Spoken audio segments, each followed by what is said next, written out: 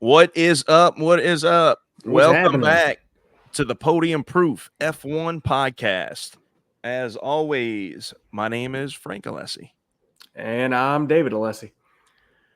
All right, we are into the summer break.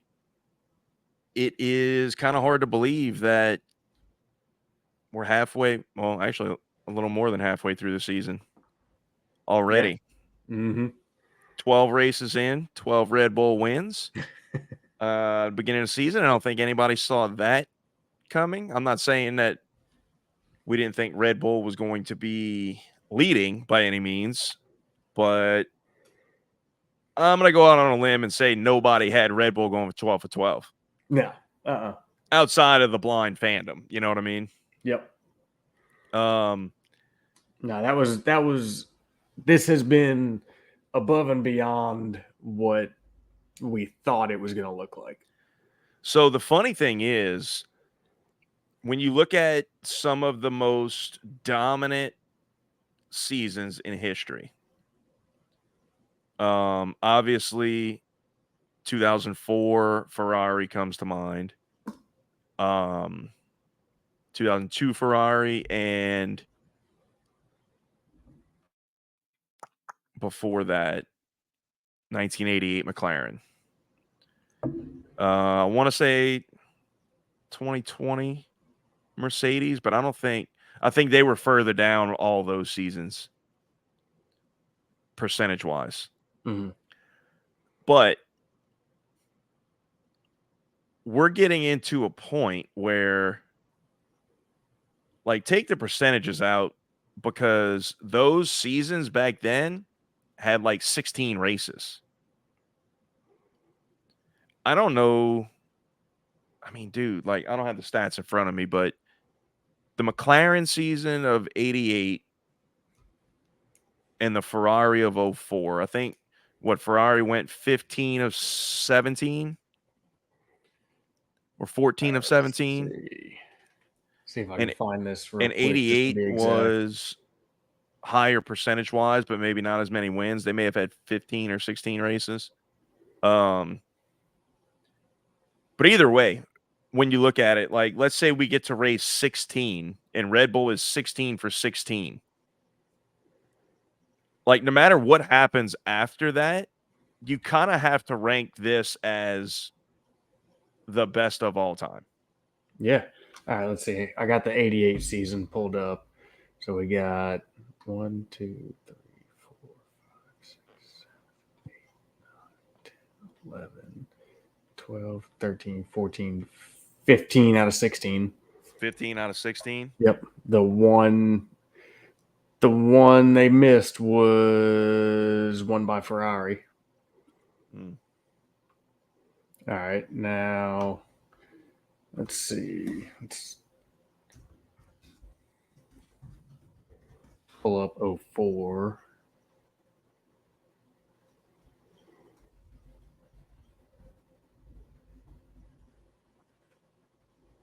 Uh,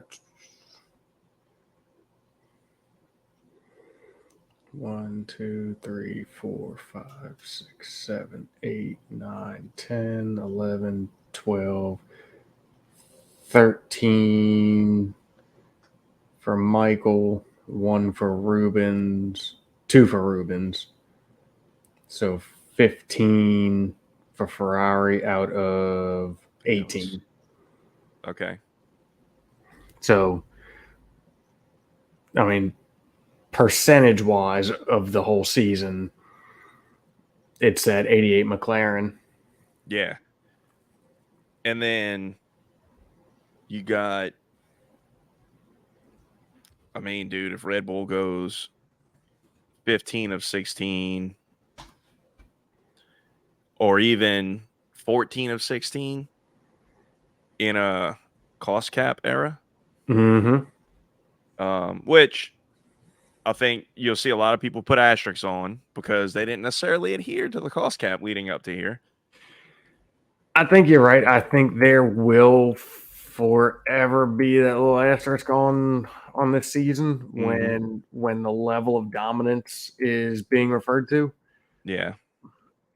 And I mean,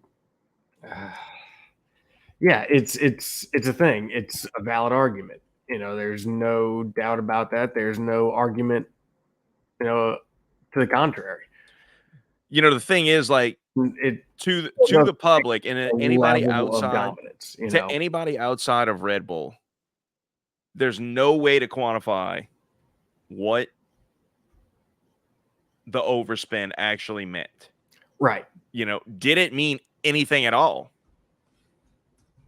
We don't know. It's possible.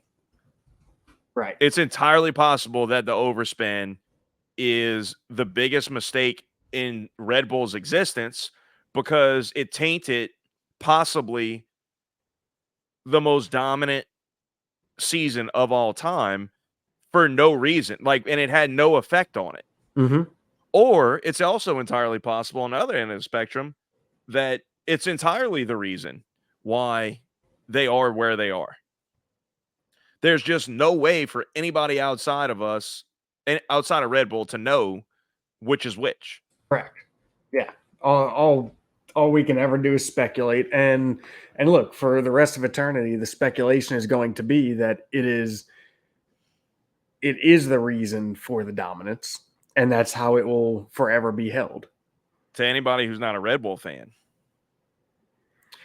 Man, I think even as a Red Bull fan, as long as you can be an objective Red Bull fan.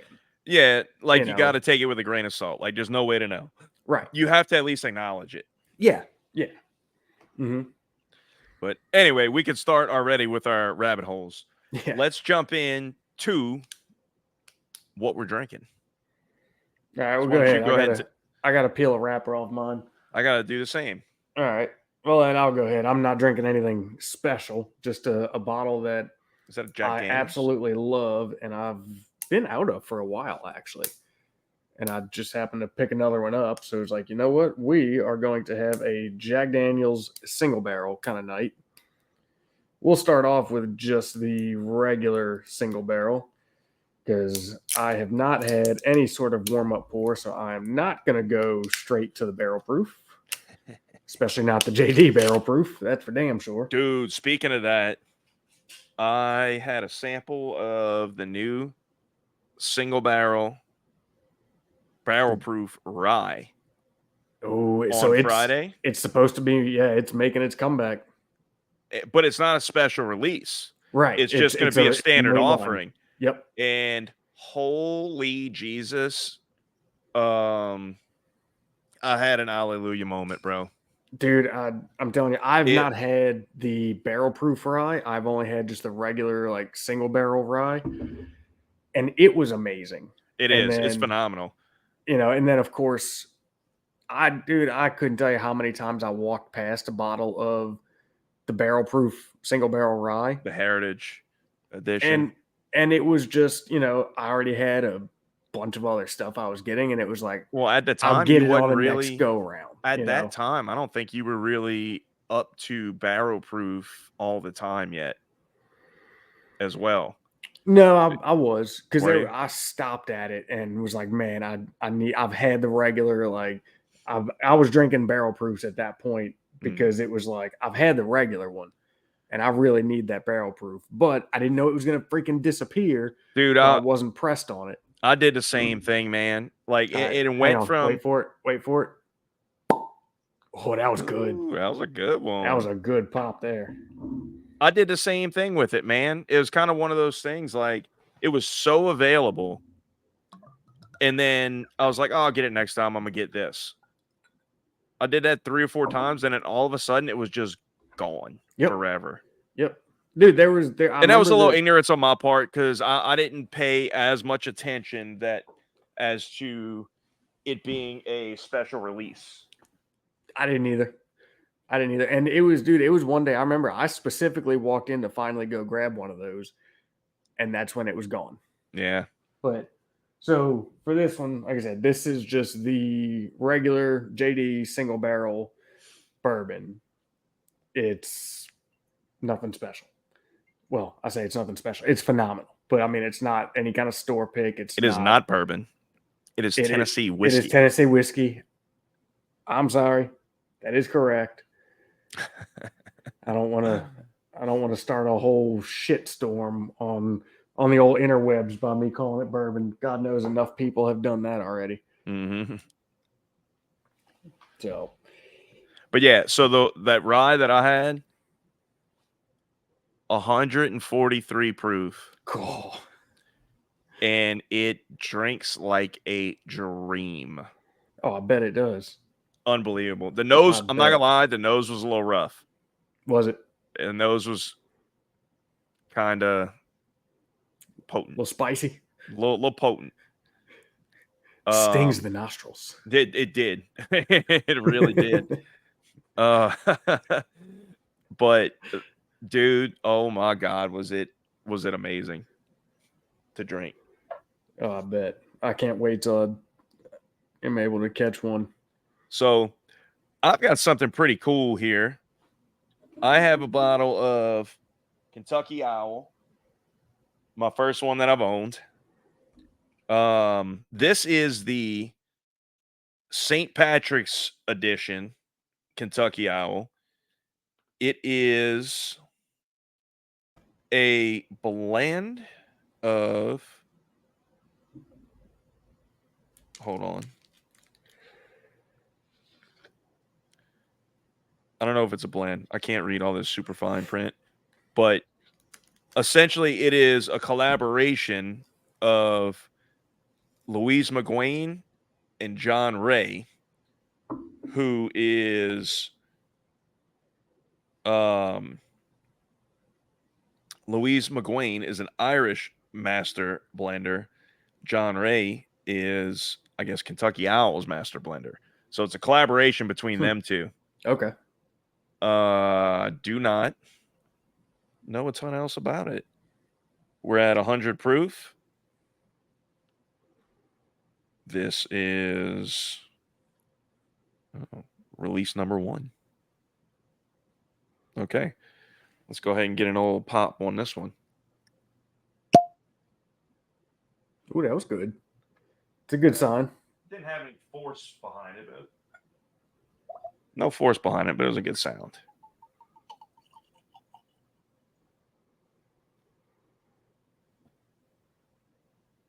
Oh wow. Yeah, I'm curious to know how that one is. We had talked about it when you got that bottle. You know, the Kentucky Owl Confiscated. I can walk into any ABC store and buy at least 3 of them minimum. They just sit there, and I know, you know, we've both heard that was a less than desirable bottle, especially for the price. Yeah. You know? Well, that's the thing about Kentucky Owl, right? Like, there's nothing cheap about it. This one, I was able to get a nice little deal on it. But I don't know if it's something that people were maybe skeptical of because the Confiscated was so frowned upon. Yeah. I mean, dude, the Confiscated, it's a $135 bottle here anyway. Right. I want to say this one is somewhere around 100. I did not pay 100 for it. Hence the reason why I was willing to take a chance on it. But I lucked into it for about $40.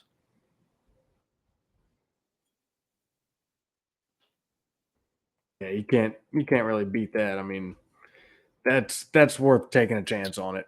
Ooh, that's nice. That is very nice. Is it? Yeah. I mean, that's fresh crack. Mm-hmm. So, I mean, we'll give it some time to keep opening up, but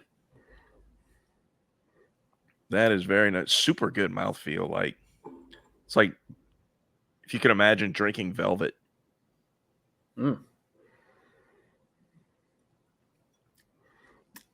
Not gonna lie, actually, this and most I've gone through quite a few of these bottles of the Jack Single Barrel because I love it. But this might be one of the better single barrels. Like they've all been pretty consistent. I like that where every now and then, man, you just get that one that's like, oh man. Mm-hmm. Like, and I, you know, I've actually been kind of surprised at how consistent those bottles have been being single barrels. But this one, Bro, I mean, Jack Daniels knows what they're doing. oh You yeah. know, like everybody, a lot of people kind of frown on Jack Daniels because, Well, that's because all they think is Old Number 7. right? And I'm Which not look gonna like lie, I do not drink it. I would probably vomit if I tried to take a sip of Old Number 7. Like, look, I think we all have a Old Number 7 horror story of some sort, right? I Yep. think we're all scarred from that. And I'm not gonna lie, like when I first really got into bourbon, you know, the thought of a Jack product in general, I was immediately just like, no, I'm not doing it. Yep. And then when I finally did try it, it's like, okay. I had to convince you pretty like it took a while to be It like, did. listen, you need to buy this. If you hate it, I will buy it from you. Yeah. And I never had the opportunity. Nope. Sure didn't. I sure didn't. This is really freaking good, dude. Really Does good. Tokus have another bottle sitting there Yeah. for I don't know. Since they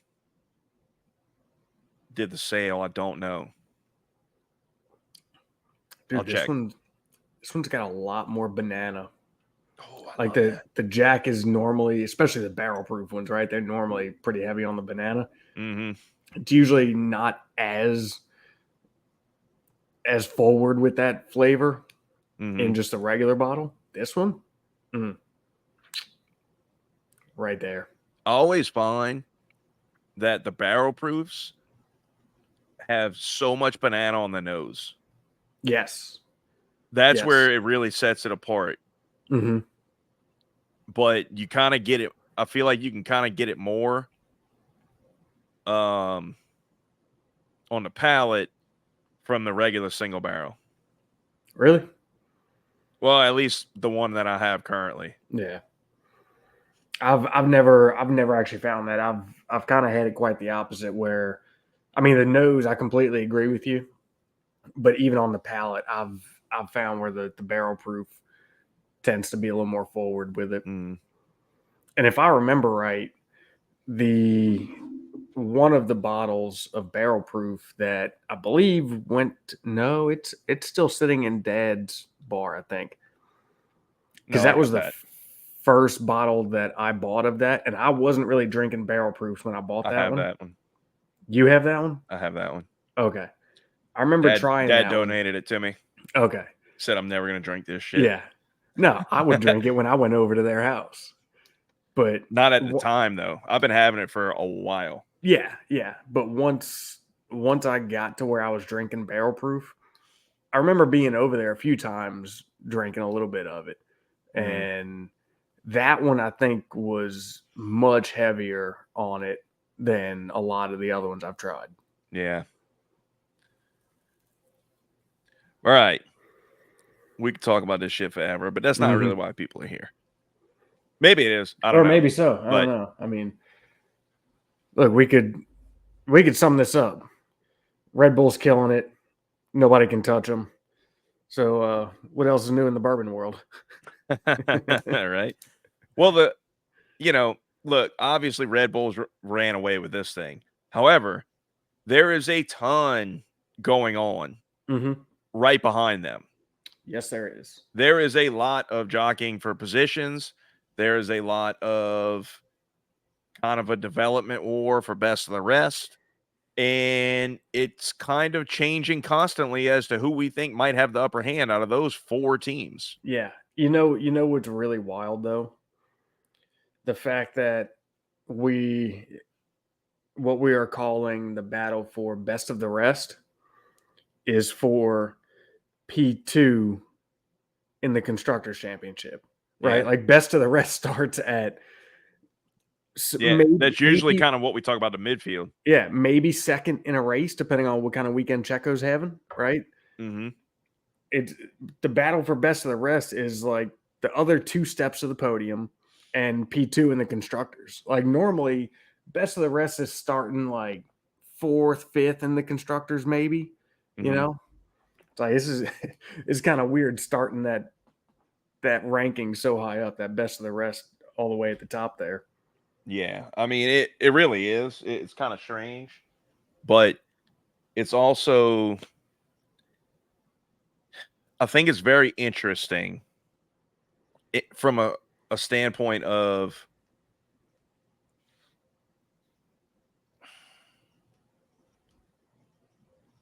I feel like at some point I had this later in the rundown, but we'll just throw it in with Red Bull now.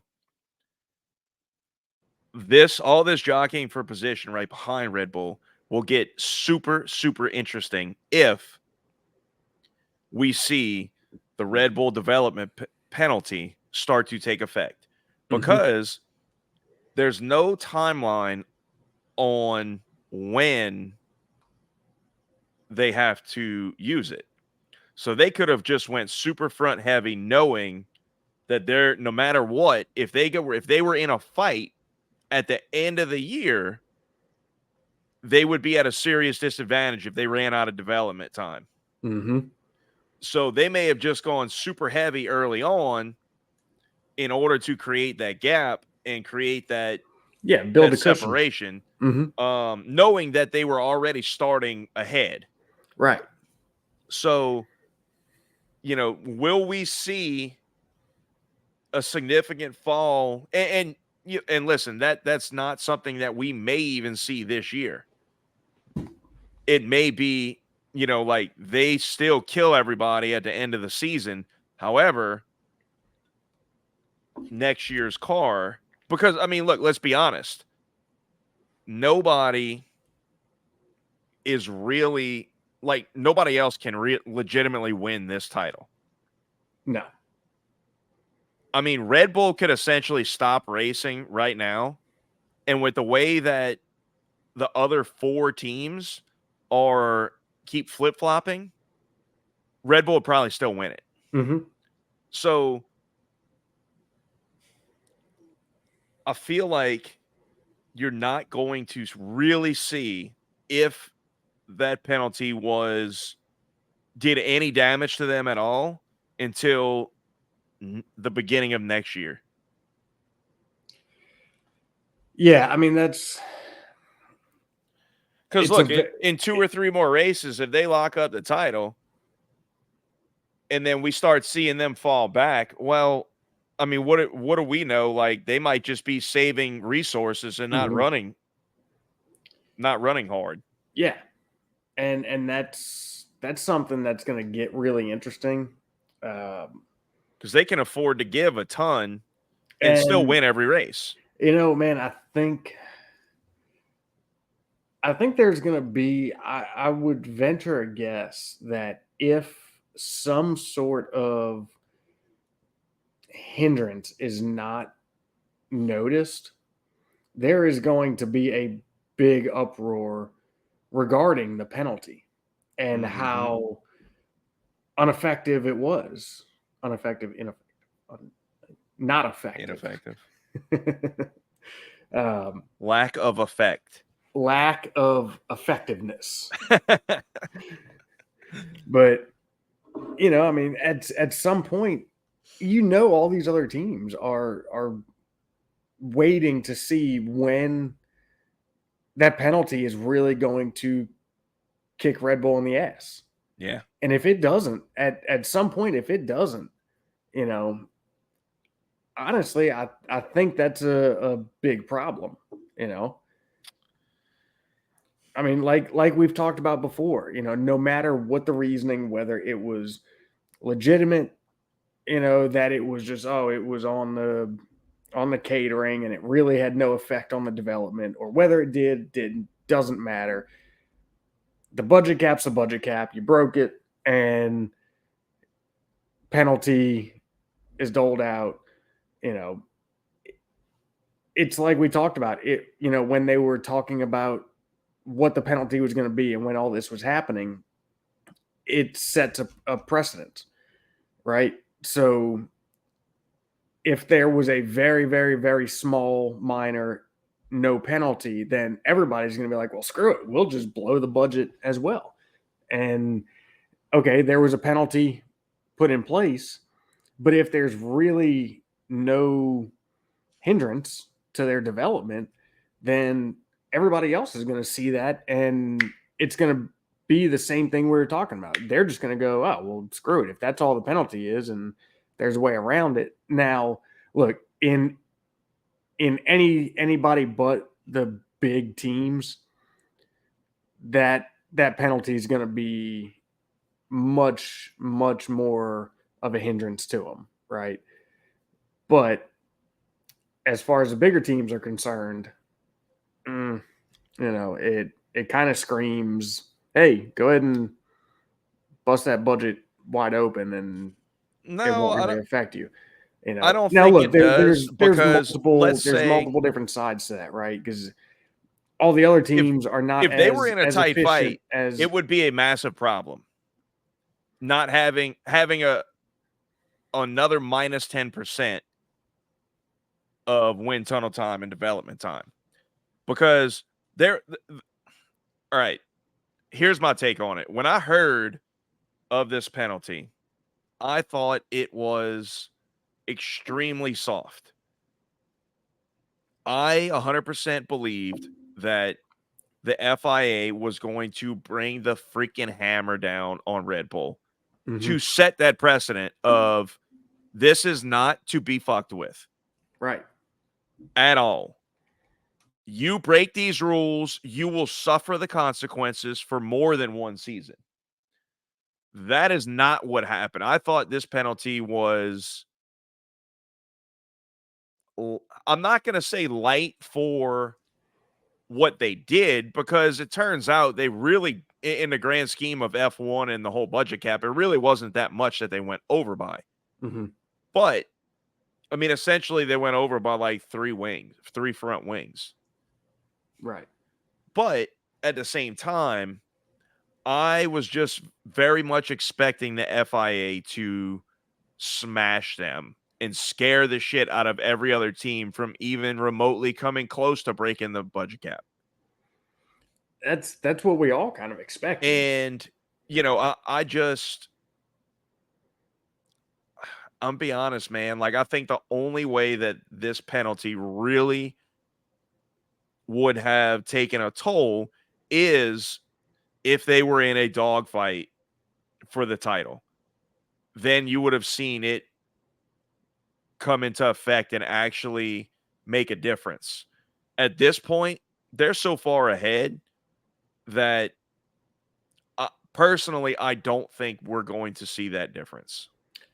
No, I don't foresee it. And man, I'm also kind of wondering, right? Like you were saying, did they just go super nose heavy, in the beginning of the season, try to do what they could to build a cushion, throw all of their development at the front half?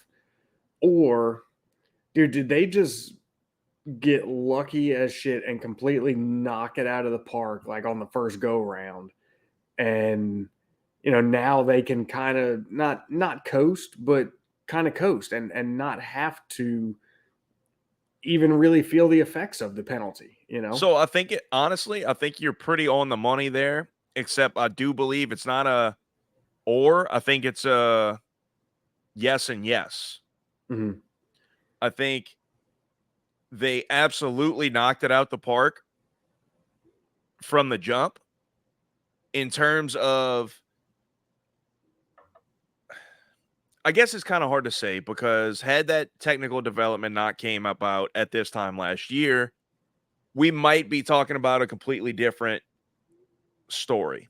Oh yeah. But they absolutely chose the path with the most potential to develop without having to change course. They have been the only team that has been consistently quick and has just been able to continue development without having to hit the reset button in some capacity. Right. Ferrari was next closest. Their ideas look, and their whole concept looked to be equally as good until they changed the floor and the ride height. Until Spa last year. When the new rule came in Yep. to mitigate porpoising, and they changed the ride height, they changed the floor, some of the floor parameters and restrictions, and that's when you saw Ferrari just absolutely get thrown for a loop. Yep. So, a lot of people want to point fingers at Ferrari, and look, there's a lot of that to be done because they could have still made that championship very interesting last season had they not had so many fuck ups with the strategy and with the engines. Mm-hmm. They could have had a commanding lead going into the summer break last season. That didn't happen. Whatever, water under the bridge. But I still feel like, in terms of their initial path, they were on the money. Now, we'll never know what kind of true development potential it had because they changed the rules halfway through. Mm-hmm. But nonetheless, Red Bull has picked a path that, whatever has been thrown at them, it just keeps getting better without any setbacks. And you can't do anything other than point the finger at Adrian Newey, Christian Horner, and that whole team of aerodynamicists. And hell, even the engine, whether it's whatever you want to call it, Red Bull powertrains, still Honda, whatever. Mm-hmm. After those first couple races, they have knocked it out the park. Yeah. So I mean, it's Yeah, and I mean, look, this is the same thing we've talked about however many times on here. It's everything. It's the team of aerodynamicists. It's Christian Horner's leadership. It's Adrian Newey's design and knowledge. It's the engines. It's Hannah Schmitz and the whole strategy team. Right? It's just everything. Every single department of that team is just on it and killing it, and that's what has put them where they are. It's all there is to it. It's not that, oh, they've just got this crazy powerful engine, or they've just got, the absolute best, aerodynamic setup. It's every single element of the team just being spot on. They're good on every track. Yep. Doesn't matter the style. Mm-hmm. They are great. Not even good. Great. Great. Oh, yeah. Yeah. So, yeah. All right. So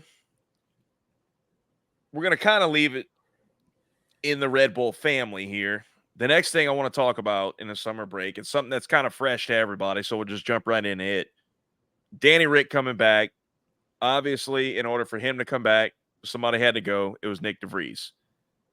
A few thoughts on this. I've seen a lot of talk about how poorly that was handled, how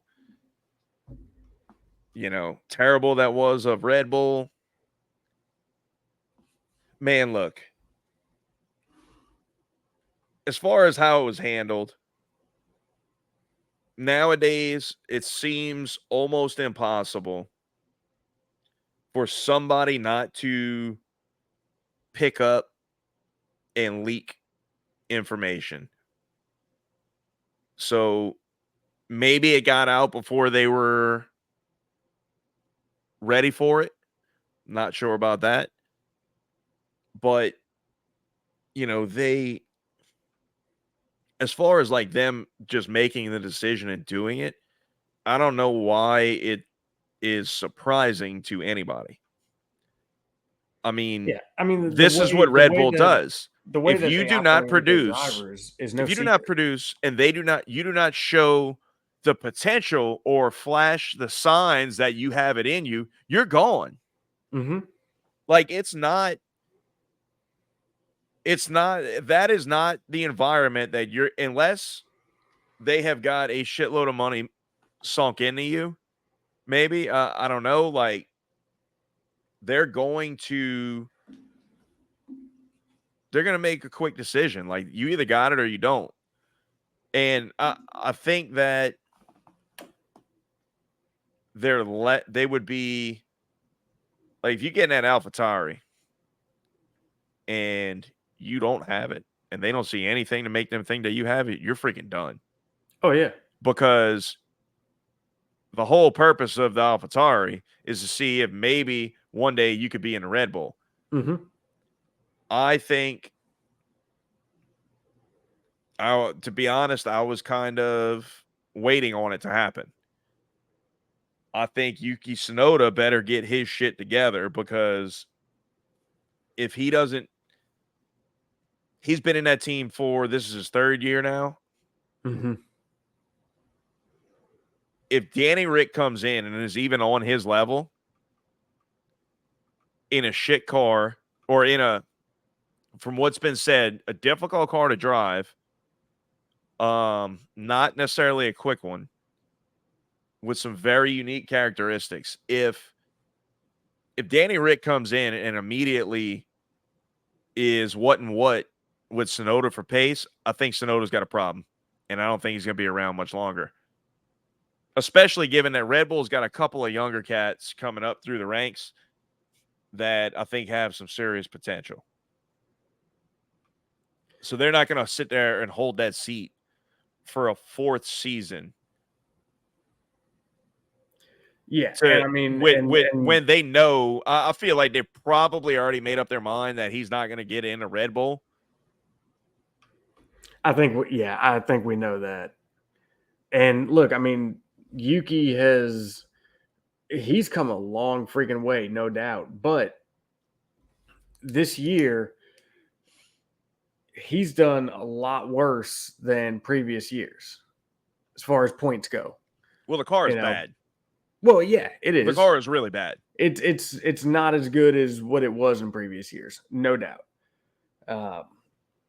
But I mean, look, part of me thinks that they could have maybe tried to work with DeVries a little bit more to get him up to pace.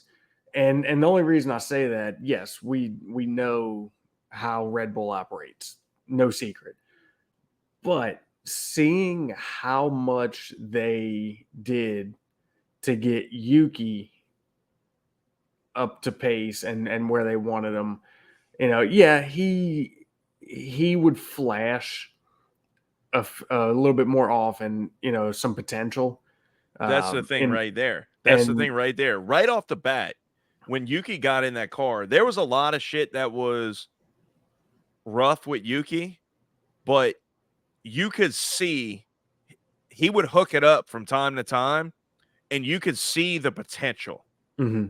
You never saw that once with DeVries. Not once. Not once, not even close. Yeah. I mean, look, we know from watching Albon and watching Pierre in Red Bull, we know that they would rather see flashes of potential and see you just send it and try, as opposed to just being more consistent and a steady result, even though it's not in the points, with the hope of just building and building and building and getting there on a steady basis. They would rather just see a flash and you took a shot and you went for a gap, and and I think what you saw out of DeVries was probably a little bit of maybe watching what happened to Mick, right?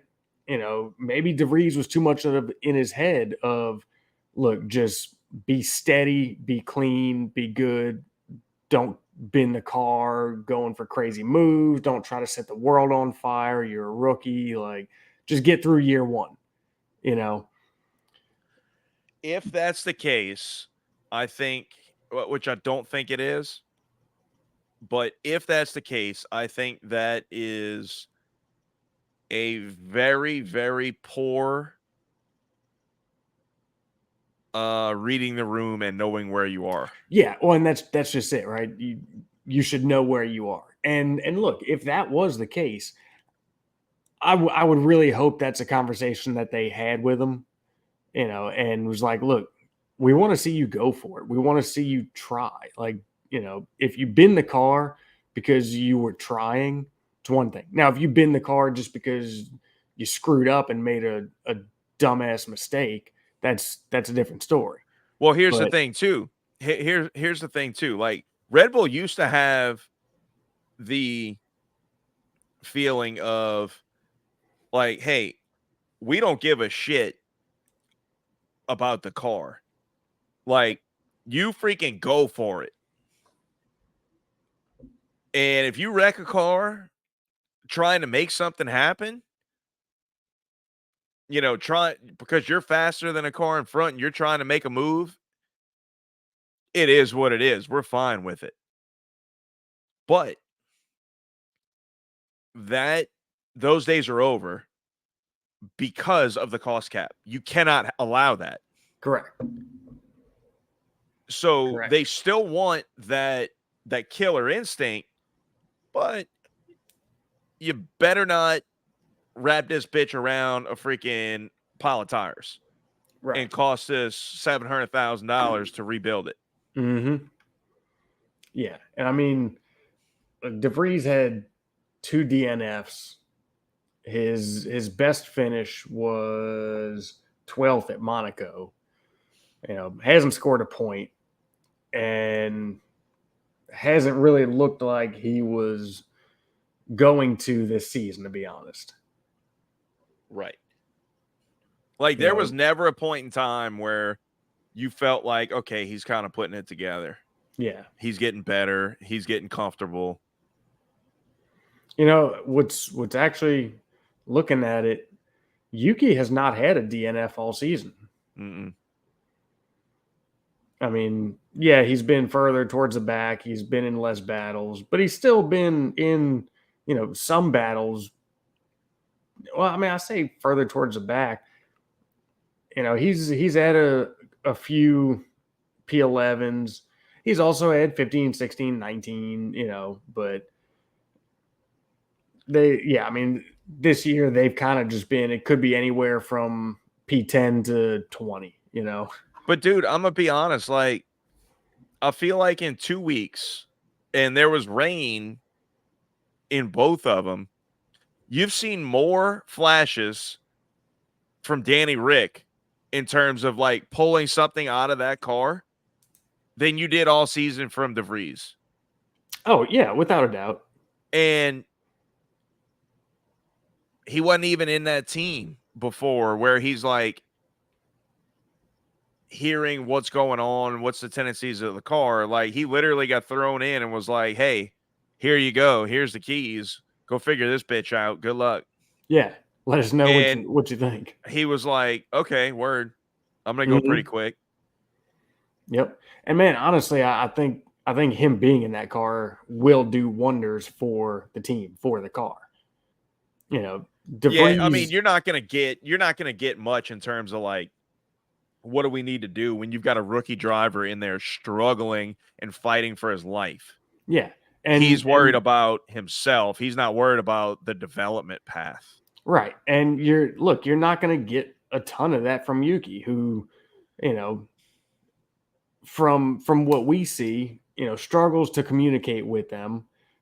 Anytime something's not right, from what we see, he doesn't really communicate to them what's wrong, how can we make it better? He just yells and screams. I've heard, about how bad it is. I've heard that is getting better. But look, when you get to a certain level, I feel like you can have those conversations over the radio. But I don't know, kind of wants you when you're still kind of struggling for it and trying. I'm not gonna say he's not comfortable because he's been in F1 for quite a while, but he's the younger drivers don't tend to have those conversations on the radio while they're on track. You know what I mean? Like Mhm. that's more of like a debrief kind of thing or when you're in the pits kind of thing. And then like once you're in the race, like it is what it is. Like Yeah. maybe, hey, I need a little bit of downforce on the front wing whenever I come in for the pits, but aside from that, like that's not really happening. Mhm. But anyway, I feel like I don't know. This is just Red Bull, man. Like it is what it is. Yeah. Yeah. I mean, it's a high turnover or a quick turnover is not anything out of the norm for them. Mm-mm. You know. You either got it or you don't. Yeah. And look, they've shown if they see something in you, they will keep you in the system. Hmm. You know, they kept Albon on staff. Even though they demoted him, they kept him on staff and kept him engaged in the sport. Gasly, they sent him back to AlphaTauri for, and they kept him there a couple years and then he moves on. He stays in the sport. Yeah. They gave Kvyat a freaking long ass time. And They did. like, I don't know. That's one that kind of perplexed me. Like, I don't really know what they saw in him, Mm-mm. Yeah. but you know what I mean? Like, look, I mean, if you flash, they will give you rope. Hmm. They may bounce you around the teams, and they're pretty cutthroat about yanking you out of that top team. But, they'll give you all the opportunity that they can. Oh yeah. Yeah. Absolutely, they will. And I agree with what I imagine is their sentiment that DeVries just hasn't shown anything. Yeah, I mean, just from our perspective, he hadn't shown it, you know. And I'm sure, if I had to guess, that probably gets echoed internally as well. Mm-hmm. Maybe he hasn't been very beneficial to him, inside the garage as well with feedback or whatever, right? Like if you can give something, I'm sure that's I don't think so, man. Like, I feel like as a rookie, your only priority needs to be flashing on the track. Like, because, yeah, if you're great at giving feedback, that's one thing. But if you can't make the car go fast, if you can't get everything it's got, you're not going to be worth having. Yeah. I would Well, rather have somebody and that can extract what the car has and maybe isn't as dialed in to what it's doing because that can be taught to an extent. well, and I mean on that same note, if you're not able to get the most out of the car, then your feedback is kind of null and void to an Right. extent, Right. Exactly. So, yeah. So, all right. Let's move on down a little bit. Well, we had one more Red Bull AlphaTauri topic on our list Oh, here. yes, you're right. Let's go ahead and hit that one before we move away from them completely. So speaking how bad the car at AlphaTauri is this year, they may have a silver bullet if there ever was one in F1. Rumors are circulating that the RB19, which is currently mopping the floor with the field, may have AlphaTauri livery on it next season. So I have a lot of questions about that. Yes, AlphaTauri is the sister team. It is Red Bull, but it is not Red Bull. It is its own team. It is its own entity. I'm sure somewhere on the backside, it is its own business, its own whatever, right? So it's not like Red Bull can just be like, "Hey, here's a car for you next year. Have fun with it. It's going to be a wild ride if you're not used to it." You know, ever since Pink Mercedes, the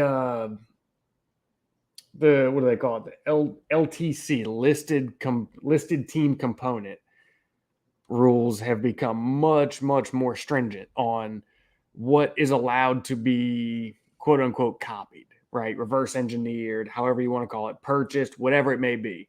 So I don't think the RB19 being an AlphaTauri livery is really an option. I don't think it's really going to be just that easy. They I still think it have to is. design their own car. I think it is that easy. Red Bull cannot give them the car. However,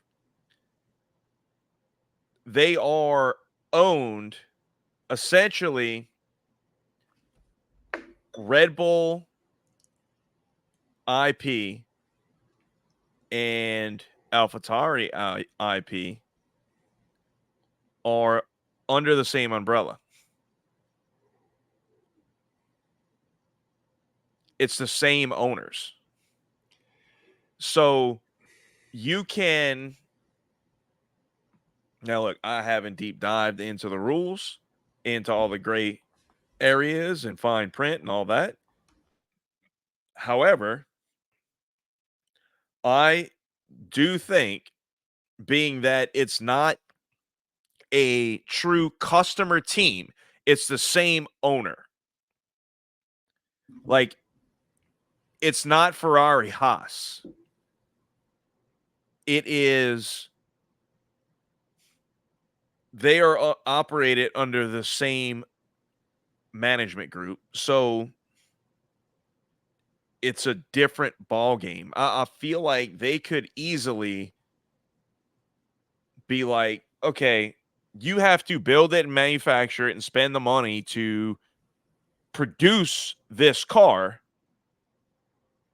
but here's the drawings. I don't know, man. I see what you're saying, and yeah, I agree that it's different than it being like a customer team. It's completely different, but I feel like there's still going to be enough gray area and fine print to prevent that from happening. Now, Now, well, the other the thing other teams could is easily jump in and protest it and draw it out and litigate the right. shit out of it. Well, and here's the other thing though. If let's just say that was able to happen, right? And the RB19 is wearing AlphaTauri livery next year. What's to say that the RB20 is only minutely better than the 19, and now AlphaTauri is challenging Red Bull? You got a problem. That's not what they want. They do not want Although that. that could be easily fixed with a, hey, let's go to lunch. Right? Yeah. And say, listen up. Although, look, no matter what it is, because I don't think Danny Rick's going to be in AlphaTauri next year. You know what? He might. I don't know. I don't know. That's something else we'll get to, but because that's it. That's an interesting topic. Mm-hmm. But typically, I don't think they would have a driver pairing that even in the same, if they had the same cars across the board, if they had 4 of the same RB19 right now, the AlphaTauri drivers this year, pre-Danny Rick, couldn't hold up to the Red Bull drivers. Like, they would outperform them. Oh, absolutely. 100%. And it wouldn't be like really a race. Yeah. No, it's not like they would be a Especially legitimate Max. threat. Especially Max, dude. Like Max is another fucking level, bro. Like it's borderline unprecedented the level that they are at. Like, man, look, Lewis dominated, but even he didn't dominate Valtteri like this. Right. Yeah. Yeah. So yeah, that's all some interesting possibilities and topics that as more unfolds, we'll have to dive into that a little bit more as there's And I don't know how much substance there is to these rumors, but it's interesting. yeah.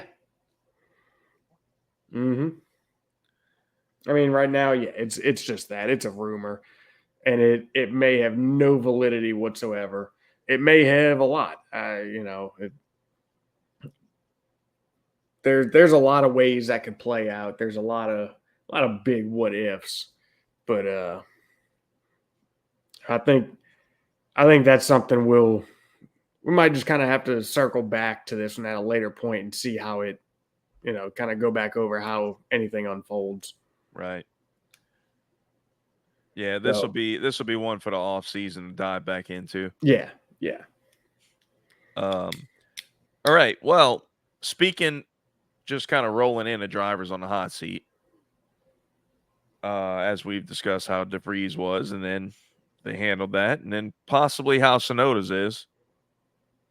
Which I don't know that it's necessarily hot, but I think it's kind of that point in time where it's like, look, dude, it's time to put up or shut up, and we're gonna move on. But whatever happens with that, there are other rumors beginning to circulate that Mick Schumacher may be in the running to replace Logan Sargent, which I think may hold a little more water than a lot of these other rumors that we're hearing. I'd agree there For a few reasons. For one, Sargent has sucked. And much like DeVries, hasn't really. I think he's done, to be honest, I think he's done a little more than DeVries. I think he's shown much more competence than DeVries, but I don't know that he's really like flashed that it thing yet. Mm-hmm. You know what I mean? Yeah. Like, I definitely think he's more competent, but I don't think he's really flashed like, hey, I've got this in there. Right. You know? Yeah. Here's what the possibilities look like. Right. Kind of thing, Couple that with James James Vowles is now the team principal of Williams, who did not bring him in to that team. Mm-hmm. This was done before Vowles was appointed team principal. Yes. So that's a big deal. That because you have obviously Albon is killing it with Williams. So there's no quarry there about with Vowles. I'm sure he's happy as shit to have Albon in that car. Mm-hmm. But being that you have your second driver struggling, maybe not struggling, going through rookie problems, this and that, but he's not your guy. And you have Mick Schumacher, who is now in that Mercedes pipeline. Yeah. Well, I mean, when you've got, Toto is the one pulling your strings, wonderful things can happen from the inside. It is. I believe Kevin Spacey has said that in the movie 21. He sure did. Freaking tastic. Thank you for picking up on that one. Yeah. It's one of my favorite movies. Oh, dude, I absolutely love that. I watch it all the time. I honestly wasn't sure if you were going to catch that one or not. I caught it, bro. I caught it. But yeah, look, I think that Mick has aligned himself in the perfect place because Ferrari, there's nowhere to go. Mm-hmm. Like, you were in Haas, it didn't work. I don't necessarily agree with the way that it went down, but I feel like for Haas's sake, they probably made the right decision. Agreed. Because they are a team that really cannot afford the learning curve of a rookie, if we're being honest. Yeah. It's I think Mick flashed quite a bit of potential, man. But he's never been that guy that just, like he's not he's his dad. And everybody just needs to get that out of their head. Mm-hmm. Do I think he has the potential to be a really good F1 driver? Yes. But he's not that Charles Leclerc, Oscar Piastri, George Russell in these younger formulas where he comes in there and he just wrecks the field and wins right out the gate and is on to the next. Mm-hmm. Takes him a year or so. But then he gets it. He has won all the way up, but it's been in his second year.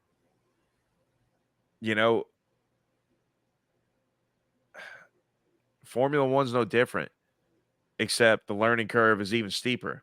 Yep. So I do feel like that there is potential because I think Mick flashed plenty of times, not just one or two times. I think he flashed plenty of times. The potential to be really good. Do I think he has what it takes to be in a top team competing for world championships? No, I don't. I don't think that's Mick, but I think he's got the potential to be a solid F1 driver and have a solid career in a midfield team. Yeah. I don't really see that in Logan. To be fair to Logan, it's only been half a season. But kind of like DeVries, you just hadn't seen that it factor. However, you have seen some pretty solid consistency. Well, yeah, I mean, Comparing him to DeVries. Yeah. But when you compare him to, what Albon is doing, yes, the experience levels are very different. But with the performance that car does have, what we've seen Albon do with it at the tracks where he was able to really utilize it, we still did not see the same out of Sargent. No, not even close, really. And look, I mean, that's not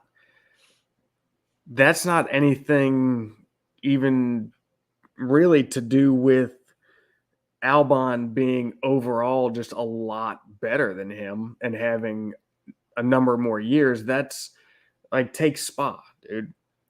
You need to nail 2 turns, right, to be able to really utilize the speed that Williams had. Turn 1 utilizes that speed all the way up to Lacombe's. Mm-hmm. And then, oh man, I can't think of the turn name or the number leading up to that back straight where Blanchimont is. Whatever that turn is, I'm going to have to go look it up because it's going to bug me. Yeah. But, like, you don't even need to nail the whole lap, right? Just nail those 2 turns occasionally and let your freaking rocket ship do its thing. And yeah, he really right. wasn't even able to put that together at Spa. You're right. Like, he had a golden opportunity. Yeah. And look, he's got another one coming up at Monza to be really good. I'm going to say it right now. If he does not finish in the points in Monza, he has no drive next year. I think that's a valid. I think if I am James Vowles, I'm looking at it and be like, okay, didn't do great at Spa, messed it up. But to be fair, Spa is a difficult track. Like, It's Spa's tough. Like, did he race there last year? Either way, the No. weather was crazy. You really didn't get a whole lot of running. Maybe we can make an exception, right? Like, to where he didn't have the balls to go, like, the first dry time was in the race. Yeah. So maybe he didn't get the build up, right? He didn't get the practice to really go flat through Eau Rouge and Raidillon. And then Blanchimont, like everybody else is doing come race day when it's finally dry. Right. Because he never had that opportunity to do it in the dry. Yep. So, maybe you give him a low pass on that. But you got Monza coming up. And if you're looking at the calendar, okay, you got Monza and you got Brazil, where we have, if I'm Williams, we have a legitimate opportunity to be really, really good. And Vegas. Yeah, Vegas too. You're right. Although I don't really know how long. We don't know how that's going to play though yet. How long any of those straights? Like we don't really have any data on Vegas yet. I'm just Right. saying, like, what we know is that Sector 1, Sector 3 in Brazil and Monza will be a track that the Williams will be good at. You've got some good speed runs at Suzuka too. Yeah, but Suzuka's got so much technical shit that animal. it could just destroy you. It absolutely can. It absolutely can. I wouldn't put that one on my board of a strength of Williams just because aerodynamically they're not there yet. Suzuka is a track where you have to be solid in everything to produce a good lap time. Yeah. I mean, it was designed as the ultimate test track. Like it incorporates literally everything that you might encounter in racing. Yeah. Well, and you've also got to have balls the size of the freaking sun to really send it through some of those turns. And if we have weather like last year, I don't expect to see Sargent having those. Yeah. Very true. But either way, I feel like if he's not in the points in Monza, he probably doesn't have a drive next year. And with that being said, his only other opportunity to make that up would be Brazil. Because I feel like as the team principal of Williams, you could be like, okay, these two tracks we should be good at. If you can't do it here, we don't need you going forward. Right. Yep. I would agree there. So I would. All right. That's enough of them. While we're at the back of the grid, so to speak, let's just jump into this. I have a question for you. Which team in the back half of the grid, kind of, your Williams, Haas, AlphaTauri, Alfa Romeos, who am I missing?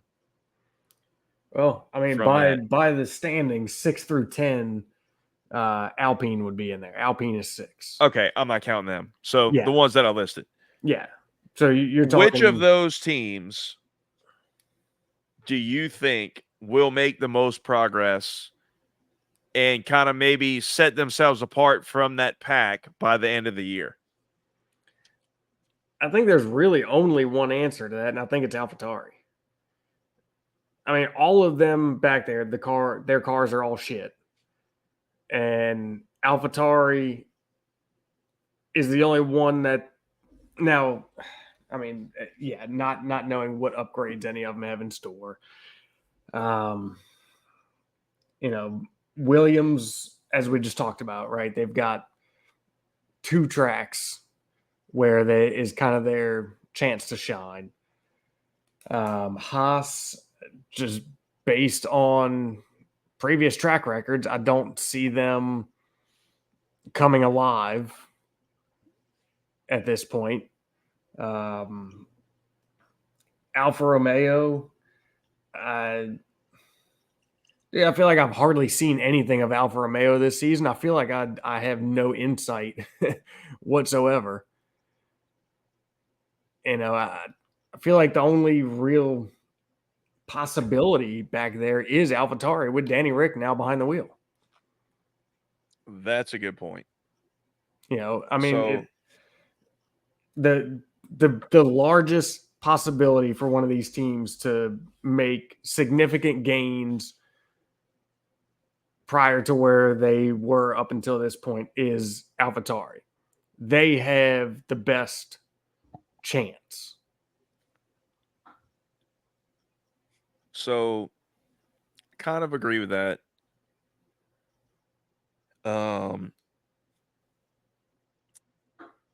I'm going to say Williams because I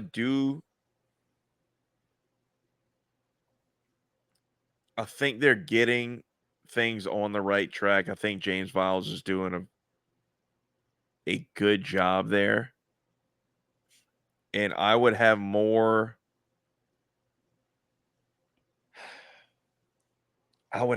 faith in that than from now till the end of the season in that team versus what we've seen from AlphaTauri so far. With Albon in that car.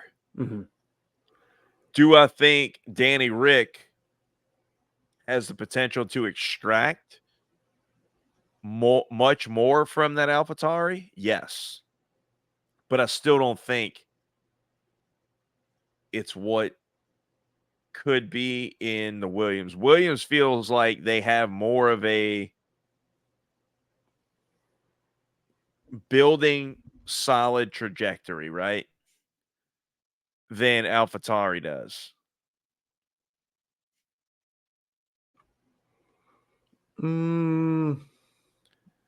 Like if AlphaTauri hadn't have put Danny Rick in there, would we even be having a conversation? Like take the drivers out of it and let's look at the team trajectory. Team trajectory, I'm with you 100%. So that's kind of what I mean. Like, yeah, sure, Danny Rick might offset a little bit what the lack of development in AlphaTauri, or he might pull out maybe a little more than what we would have seen had DeVries stayed there.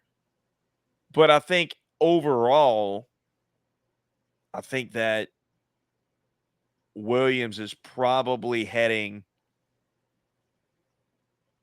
on a better path at a steeper climb than AlphaTauri. Yeah. And I think Haas's degradation problems, they're not going to get on top of it by the end of the season. And Alfa Romeo just hasn't showed signs of any life. Right. Every now and then they'll get a good qualifier, but not even like so much as last year. Yeah. Last year where you'd see Bottas put it up like P5, P6. Which is kind of a shame because I really think that they have a solid driver pairing. Like, that's what's kind of funny. Like, Alfa Romeo and Haas have a really solid driver lineup. I think Magnussen and Hulkenberg are very solid. And Joe and Bottas have been, I mean, dude, Joe has been really impressive in my opinion. I mean, where is he at in terms of next to Bottas in the standings? That's something that we really hadn't even looked at. Let's see. Right behind him. by 1 point. Oh, really? Yeah. Bottas has 5. Joe has 4.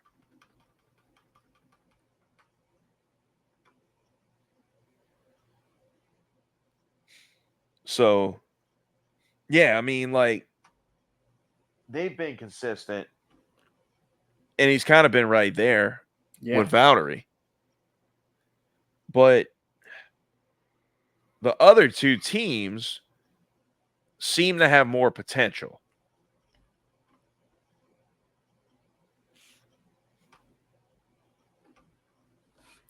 I don't disagree there, but I think It's like if you could flip flop the driver lineups, I'd take that back. Well, yeah, no, I stand by that statement. If you flip flop the whole lineup, I think Williams and AlphaTauri would be in a much different position. Now, I'm not going to count AlphaTauri's lineup now. I'm talking about from the first half of the season. Well, but I mean, we have to, right? If you're Well, talking no, because it's not as fair. a whole, who's going to make the best progress the rest of the season? You know, as a whole, you have to take the drivers into account. But You're right. You do for sure. To separate that into essentially two different questions, one with as it sits and who sits where now, and then split that also into just the team and who is on the better development trajectory. Yeah, I think it's two different answers. Yeah. So, I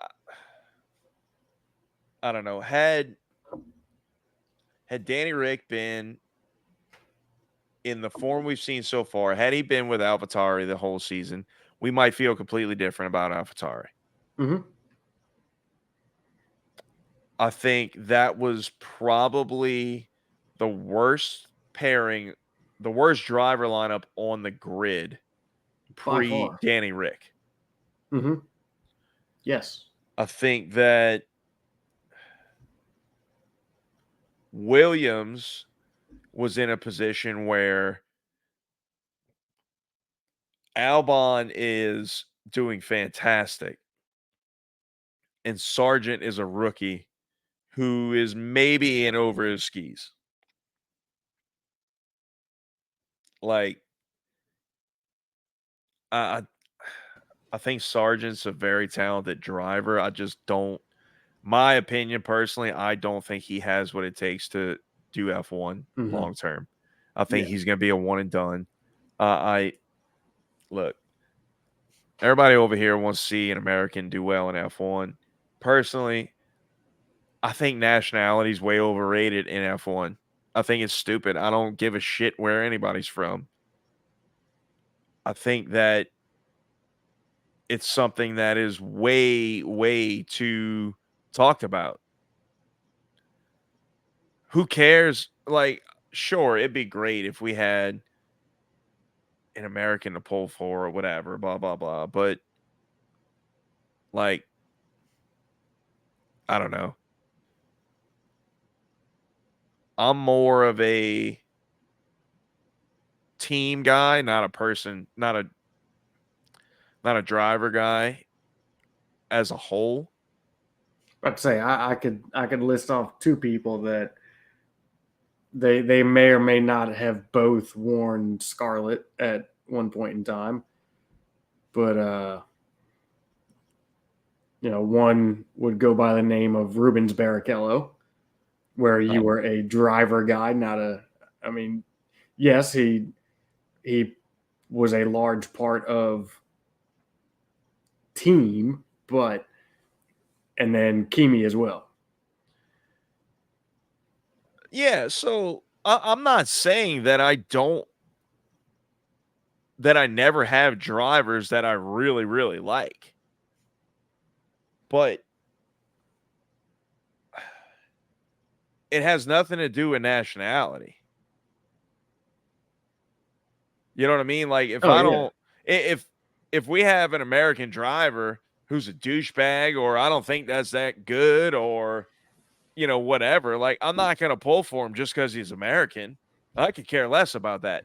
I have Yeah. certain drivers that I really, Oh, really you like. mean like Don't get me wrong. Scott Speed? Yeah, fuck that guy. Yeah. Like, he was terrible in F1. Yeah. I'm glad he crashed and burned. He Yep. wasn't good for anything about representing America in the sport or anything. Mm-hmm. But yeah, not going to root for him just because exactly, we that's wave what the I same mean. flag. That's what I mean. Like,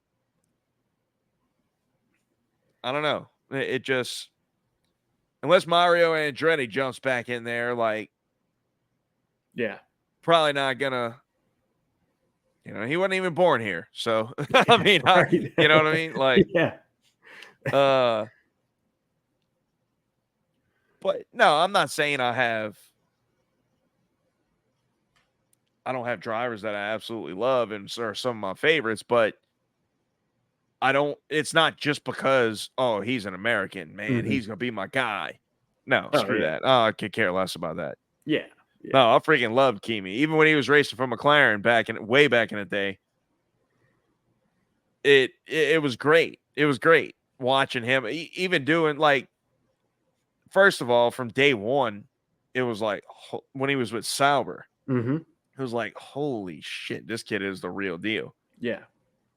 You know, like, you heard about this guy coming in, or this kid coming in, who, like, a lot of people didn't even want him to give him a super license. And then they had him on, like, this crazy probationary period. Mm-hmm. And he's just lighting the world on fire. Yeah, dude. You know, and Kimi, And then his interviews, yeah, it's like, I'm sold. I love it. The personality was very different, but Kimi is like the modern day James Hunt. Mm-hmm. You know, like, leave qualifying or leave the race, whatever. All right, race is over. It's party time. Let's go get freaking hammered. You know, right? like, Kimi was the modern day James Hunt, just not quite as, like, generally outgoing, but that partier that, you know, everybody seemed to have so much of a problem with. That bothered me. Yeah. All right. Well, let's keep it rolling here. Yep. What you want to hit Next subject I want to hit is Alpine. Mm-hmm. That is an absolute dumpster fire. Yep. They have problems top to bottom. Yep. The driver is not so much one of them. Shockingly. Yeah. Shockingly, them two have played very well together thus far. So far. Yes. I think some of that has been mitigated by the fact that there's so much turmoil inside that team. Mm-hmm. It's almost like an afterthought. I can't imagine. I really can't imagine what it's like going to work every day for that place. Yeah. Like, is it a place where it's just like you're kind of aware of it all and everybody's feeling all that tension?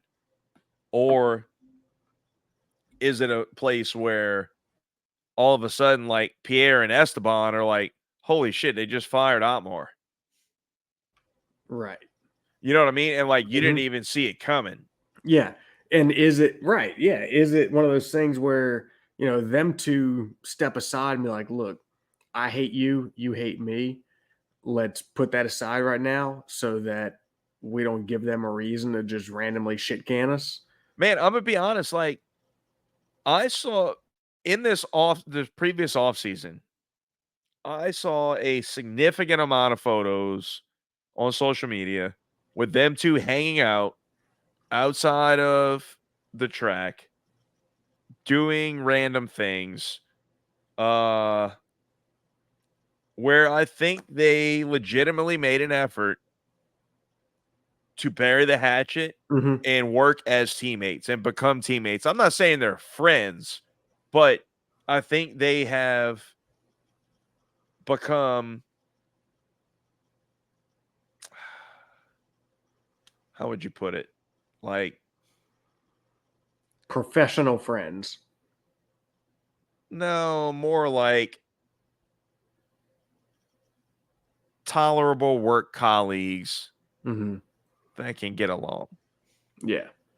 Yeah, I mean, And I let's think that's a remember, good way to put it, you Max know? and Charles were the same way when they were younger. A lot of this stuff goes back to when Esteban and Pierre were much younger. Yeah. So, like they mature a whole lot, They've and they've gotten older, they've they're matured, both pretty and seasoned in F1 at this point. right, So and you're no longer trying to make a name for yourself. Like, they know damn good and well if, if they're constantly at each other's throat, it's not gonna be good for either of them. mhm, They know that. So, both of them have the same goal. They both know that they're in a somewhat decent car and they have potential. So, you know, yeah, just the past is the past. It's over. It's done with. Let's move on. Let's make the best of this kind of deal. yeah.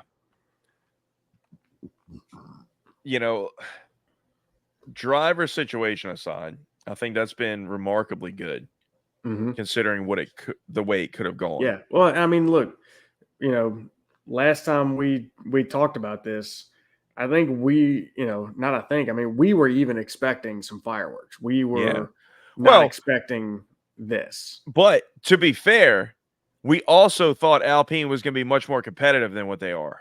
Correct. So I think that is a big difference.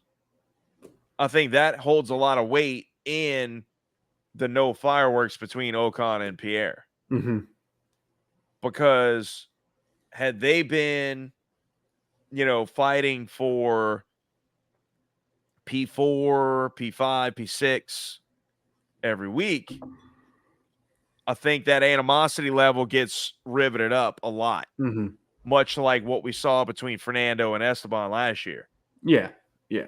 where there's a lot of points on the table and I'm going to get them, not you. Hmm. Now it's more or less a point of, listen, from a constructor standpoint, we need every point we can get. Do not fuck this up. Yeah. So you are going to work as a team and there will not be animosity. Hmm. And I think that's even something that maybe doesn't even have to be construed in that way, where the drivers just know it, right? Like, you're not at a point, like they're both comfortable in their job, I feel like, in that team. Um, like you got job security, you're not worried about getting shit canned.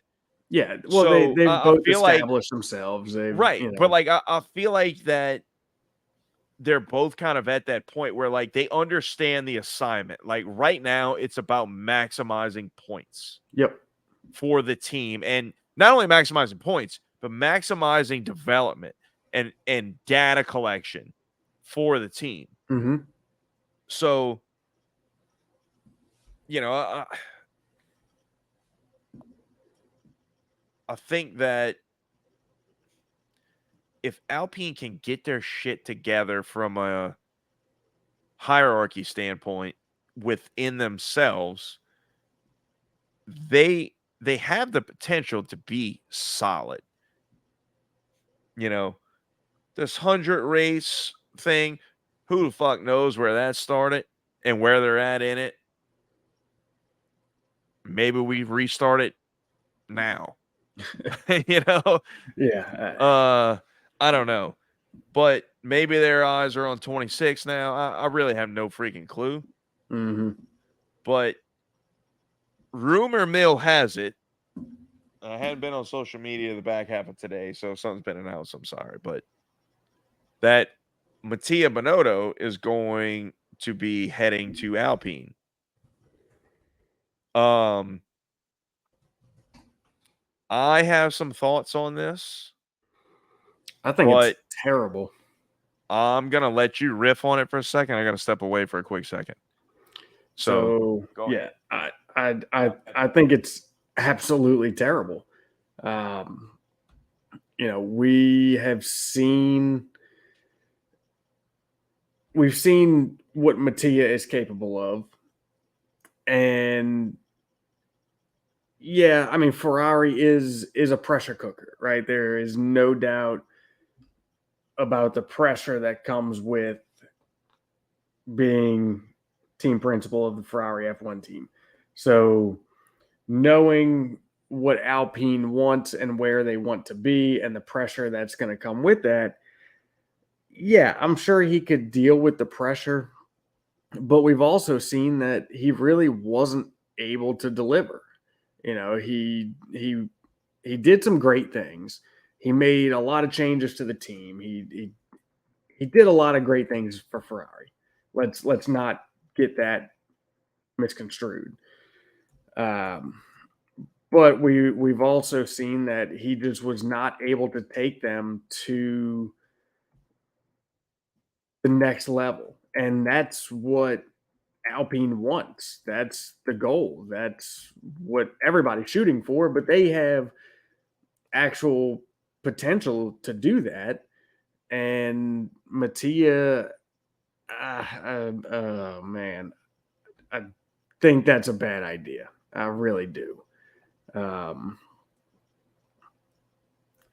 and I wouldn't be surprised if this all goes through.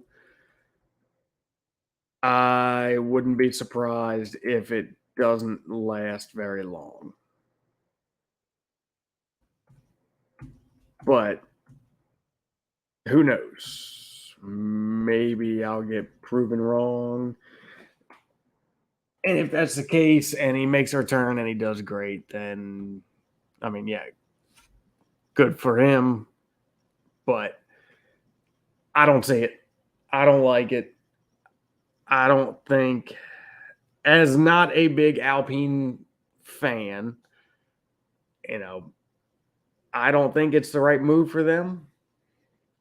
Maybe there's something else to that we don't see. Maybe maybe they just want it for his knowledge of Ferrari, right? Maybe it's not really about him being the guy to lead them to that next step. Maybe it's just a strategic move for his extensive knowledge of how a larger team operates, something like that. But I don't like it. I don't think it's a good move. So my initial thoughts on it are, if you're Alpine, I think it's a great move.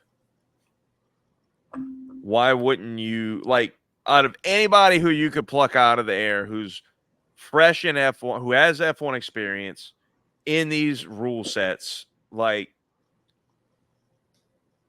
I think it's a great play. I disagree. However, no, if you're Alpine, I still disagree. okay. So here's my logic to it. If you're Alpine, I think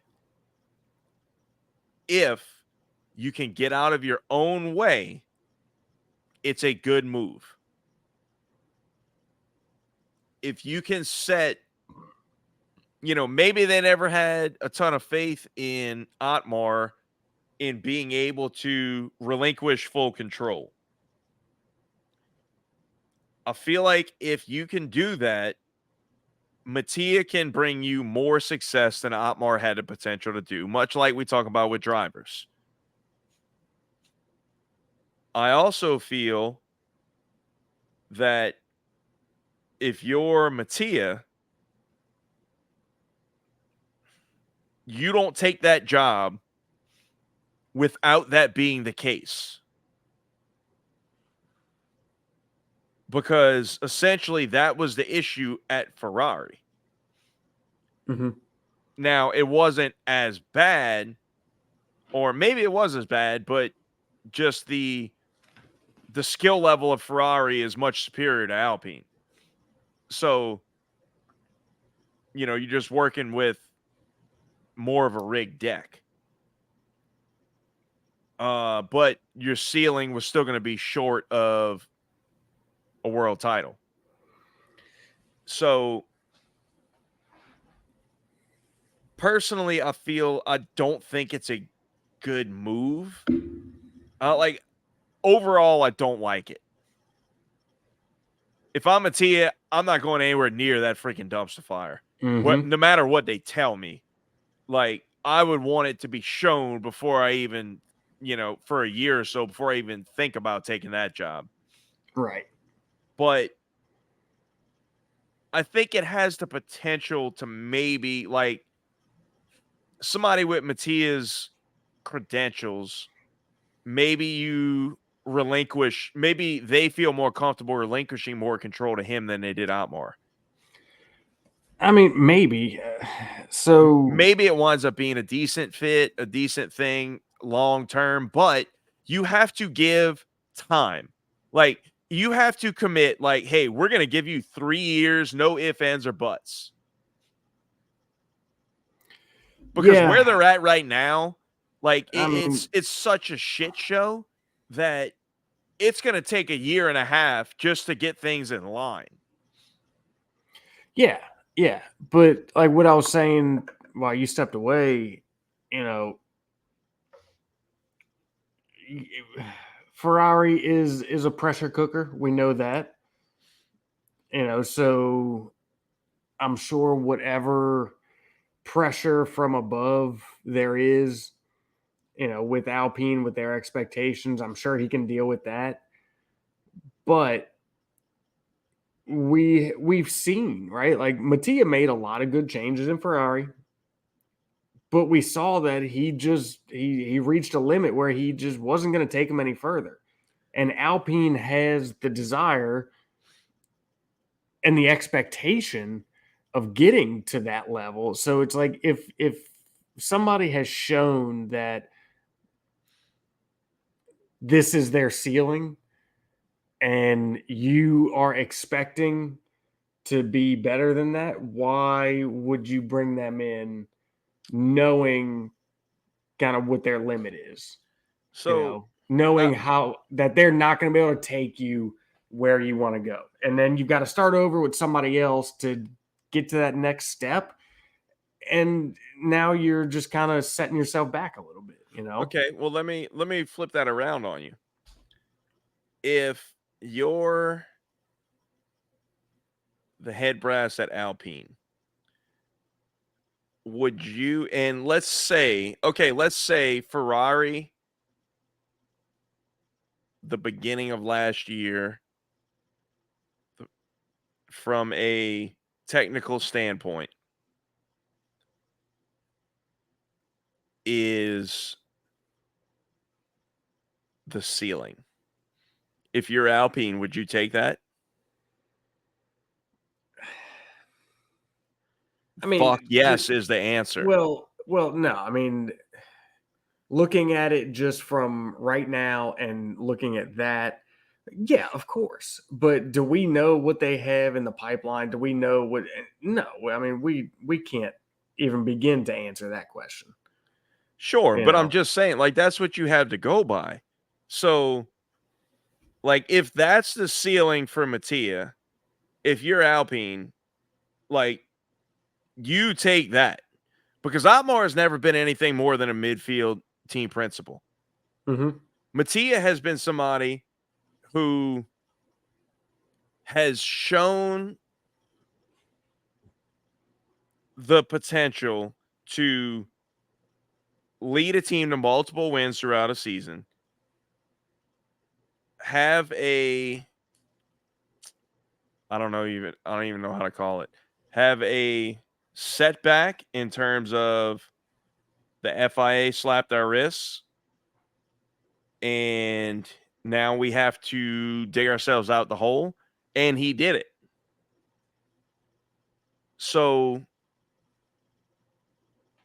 if I'm Alpine, I'm all for it. I feel like there is okay, if you dislike it so much, who else do you get if you're Alpine? Like who for real? Like that's proven. There's fucking nobody. I was afraid you were going to pose that question because For I real. wanna, I mean, for real yeah, though. Like there's yeah, nobody there. If there was a better option, a bigger team would have him.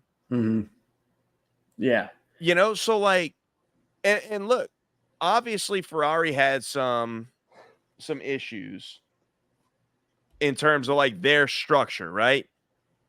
But I think it took a person from the outside, like Fred, to come in and be like, listen, I'll take the job, but I'm going to be the guy. I'm hmm going to make the decisions. I'm going to call all the shots, or I'm not coming. I don't feel like Mattia had that sway because he was such a company guy.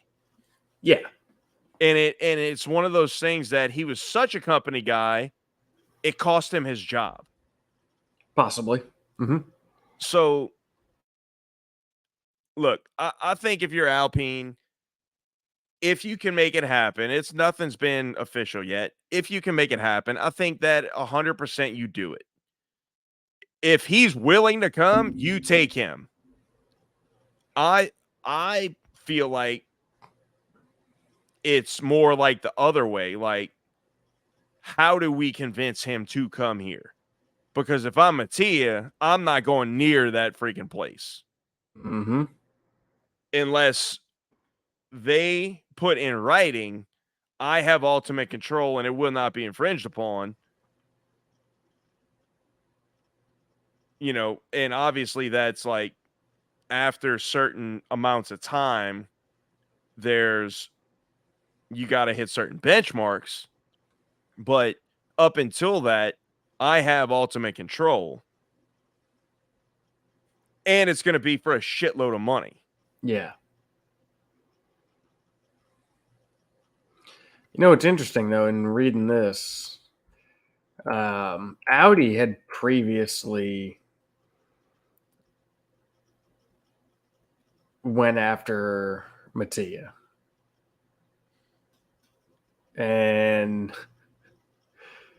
the report states that the 53-year-old went to the extent of calling the managers at Audi as clowns. So, that right there says that he wants back in the game. He's been talking to people, and that right there does kind of point to him taking this role, you know? Yeah, I don't know, man. A lot's been made about it. I'm sorry, bro. Like until you are in the game, I'm not going to give you credit for Mhm. anything until you prove that you can do it. Like it's just not. Look, if it was as simple as not as simple as, that's the wrong way to phrase it, but let's say this is an NFL team or a soccer team or something, right? Like you can, if you put together the right team,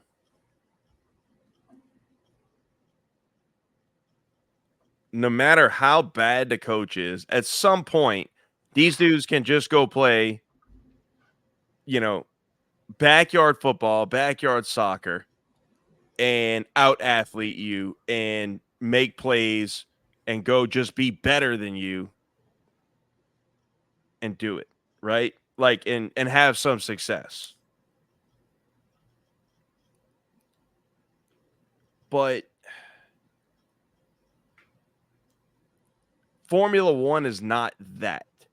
So you have to have, like, I don't care if you go and hire Max and Lewis or Max and Charles or Charles and Lewis or Lewis and Lando. Like you got to have the full team. Oh yeah. to be able to pull off any kind of success. Like you could put Max and you could put any combination of the top drivers in the worst car on the grid, and maybe they could eke out some points. But you're not getting close to a race win on merit without some kind of crazy, like Hungary of last year, or no, 2 years ago, 2021, or Monza of 2021.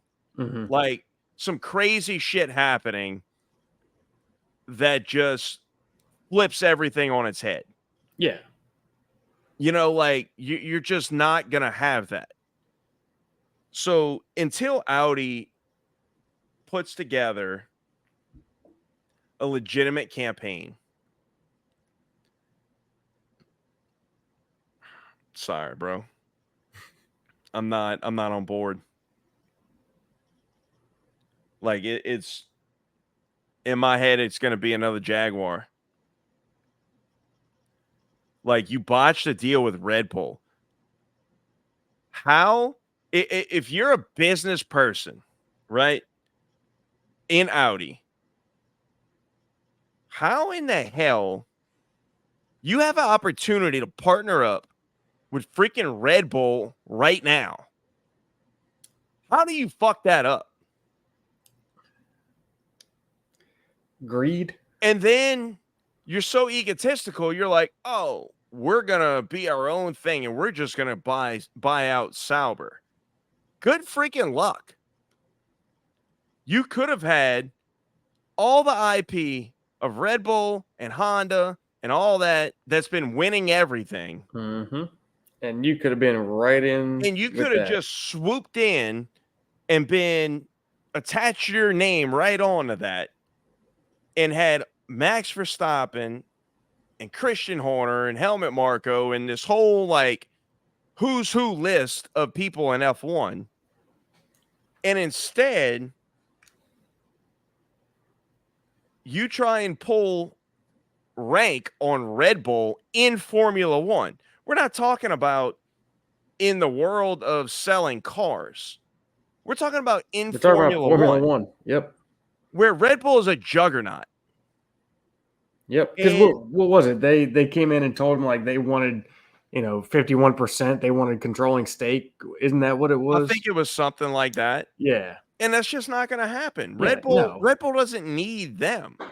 No. Like that's where they messed up. Like they overplayed their hand. Mm-hmm. Yeah. It's like they had, like if you're talking about Hold'em, like okay, they had a pair of nines, and you caught a 9 on the flop. Like, okay, you got 3 of a kind nines, but there's a whole lot of freaking ways that you could get beat. Mm-hmm. So I mean, like, if you had been an established name in the game, it's one thing. But bro, like you're trying to get into the game. Yep. Like you got an opportunity to line yourself with freaking Red Bull. Like I understand having like some back and forth, but come on, if you want into F1, what better way to freaking do it? Yeah. You want in, like that is your golden ticket right there. It's being essentially the most success you could have in F1 is being handed to you, and you just shit on it. So that right there tells me that I'm not very confident on what they're going to bring to the table. I don't think they're going to entice a top-notch driver, because I think every agent will be in tune to that same thing that we just alluded to and say, hey, maybe let's not jump right on off the get-go. Let's wait and see what they look like. Mm-hmm. So you might get a Mick Schumacher, you might get a Bottas, you might get I don't know. There's a lot of rumors about signs with a pre-contract. I think that's all bogus. He's come out and kind of said like it's bogus. Mm-hmm. I don't see that happening. You're not, unless Ferrari decides they're not going to renew Sainz, which I don't see happening. I think they absolutely renew him and keep that pairing together. Mm-hmm. That's the only way Sainz goes there. But even still, I don't know, because they're not going to be here until 25. 6, I think. No, I think their target's 25. Is it 25? Yeah, I think so. Um, No, I thought it was Andretti was shooting for 25. I thought Audi was coming 26. maybe, I don't know. But either way, 25, 26, either way, that okay, if it's 25. Yeah, 26. Okay. So yeah, so you're definitely not getting Sainz, because his contract's done in 24. He's not going to take a year off. Mm-mm. Somebody would pick him up. Oh, without a doubt. But unless you just pay him a shit ton of money to be like, Right. hey, come here for a year and help us develop this shit, and we're going to pay you like a freaking king. Mm-hmm. That's the only way that happens. Yeah. But either way, I don't see that happening. I see Charles and Sainz going forward as teammates in Ferrari for the foreseeable future. Mm-hmm. Fred Vasseur has actually come out in the last couple of days and kind of said something along those lines. Yeah. So, you know, man, I just don't, I don't know. I don't like the amount of bravado that Audi is kind of portraying. Mm-hmm. Like, I don't think you're going to have your pick of the litter. I think you're going to have No, I think you're going to scrape the bottom. I think you're going to have mid-tier drivers at best. And I think you're going to be in for a rude awakening when it comes to the whole, how good is your car? Mm-hmm. Oh, without a doubt. Yeah. Yeah, I think, from the sounds of it, and I'd like to think they've got people in place that are a little bit smarter about it, but it seems like the expectations are really, really high for starting out. Yeah, I mean, look, we went through this last episode. 5 years. Mm-hmm. Every team in the last 30 years that has been successful, like consistently successful, not a Cinderella kind of thing, has taken 5 years. But even Braun, if you want to call that, it was Honda before that, and there was a significant buildup of 3 to 4 years. Yeah. And then a new reg hit, and they were on the money. Yep. But I mean, it was still 100 races. 100 races, bro. 100 races. Yeah. So I think they're living in a fantasy world at the moment, and it'll be 3 years before we see anything of substance as to what they've done. Mm-hmm. Yep. So, all right, let's move into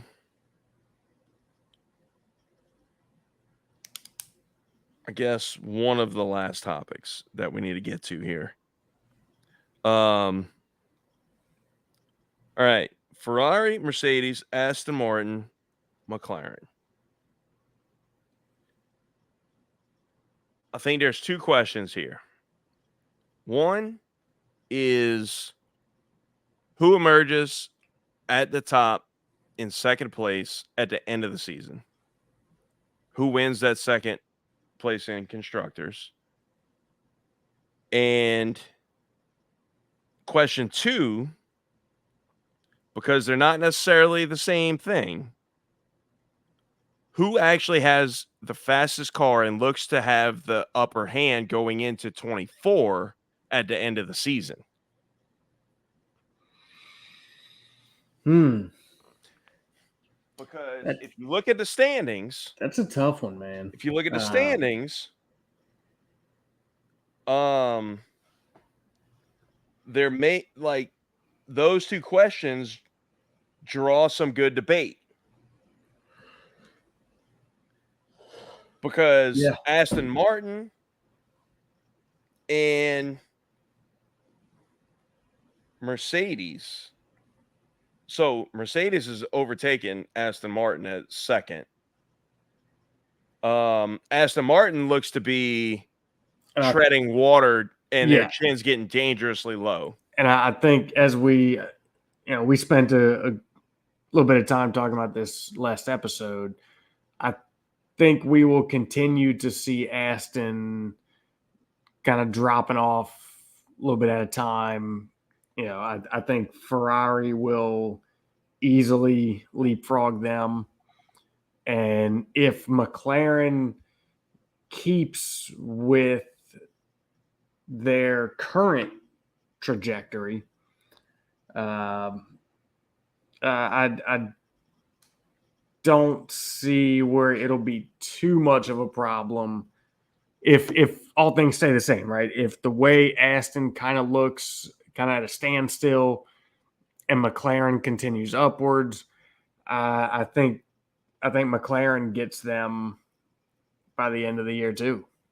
So I agree 100%. I mean, Ferrari's only 5 points behind them. They're going to pass them next race. Yeah. McLaren, I also think will catch them. And I think not only from a development standpoint, but Aston has a problem in the people that they're competing against in Mercedes, Ferrari, and McLaren, where those are probably the 3 strongest driver pairings in the field. Where both of your barring like external circumstances, throwing wrenches in a situation,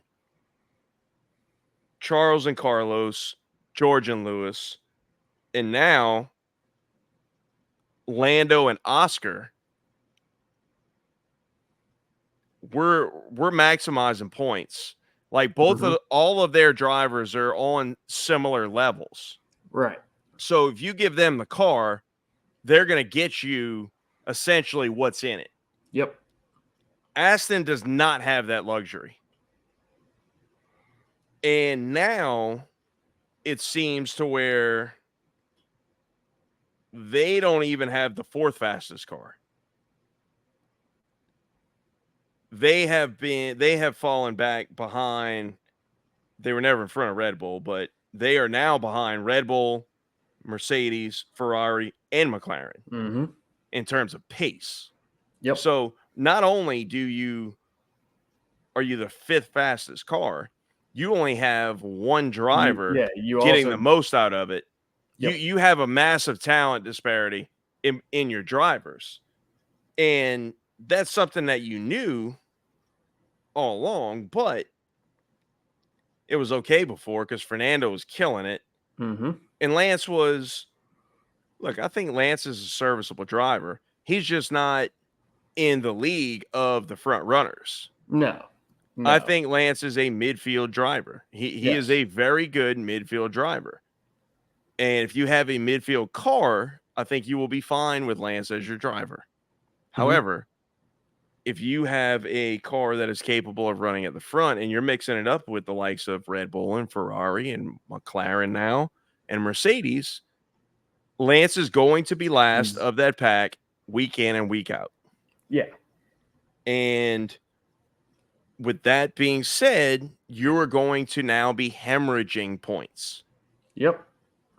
So Yeah, when I mean, when you've got one driver extracting a little bit more than maybe where it would just normally fall, and your other driver is just gonna get what the car has, and then all the teams surrounding you and chasing you are not only faster, but yes, have two drivers that are going to put the car up there and going to do very well.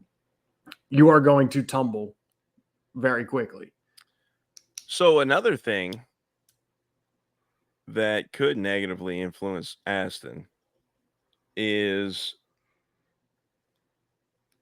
Fernando was all positive, happy-go-lucky early on in the season That's changed a little when bit. things were going very well. The Yep. car was competitive. We were putting it on the front row. Now, when's the last time he was on the front row? Mm-hmm. Been a little When's the bit. last time he had a podium? Been a little bit. Things are snowballing backwards. Yep.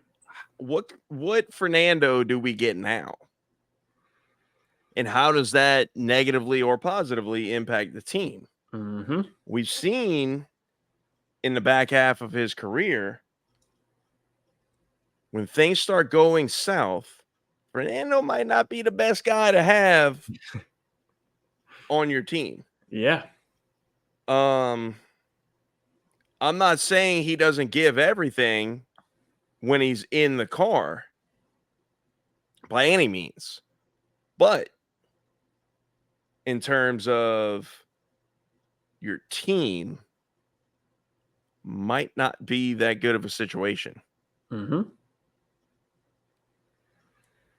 So I would put my money on Aston finishing 5th. I think Yep. that Ferrari has the potential to give Mercedes a run for second. I definitely think McLaren will be 4th. Mm-hmm. But on the flip side, the other side of that question, that two-part question, who do we think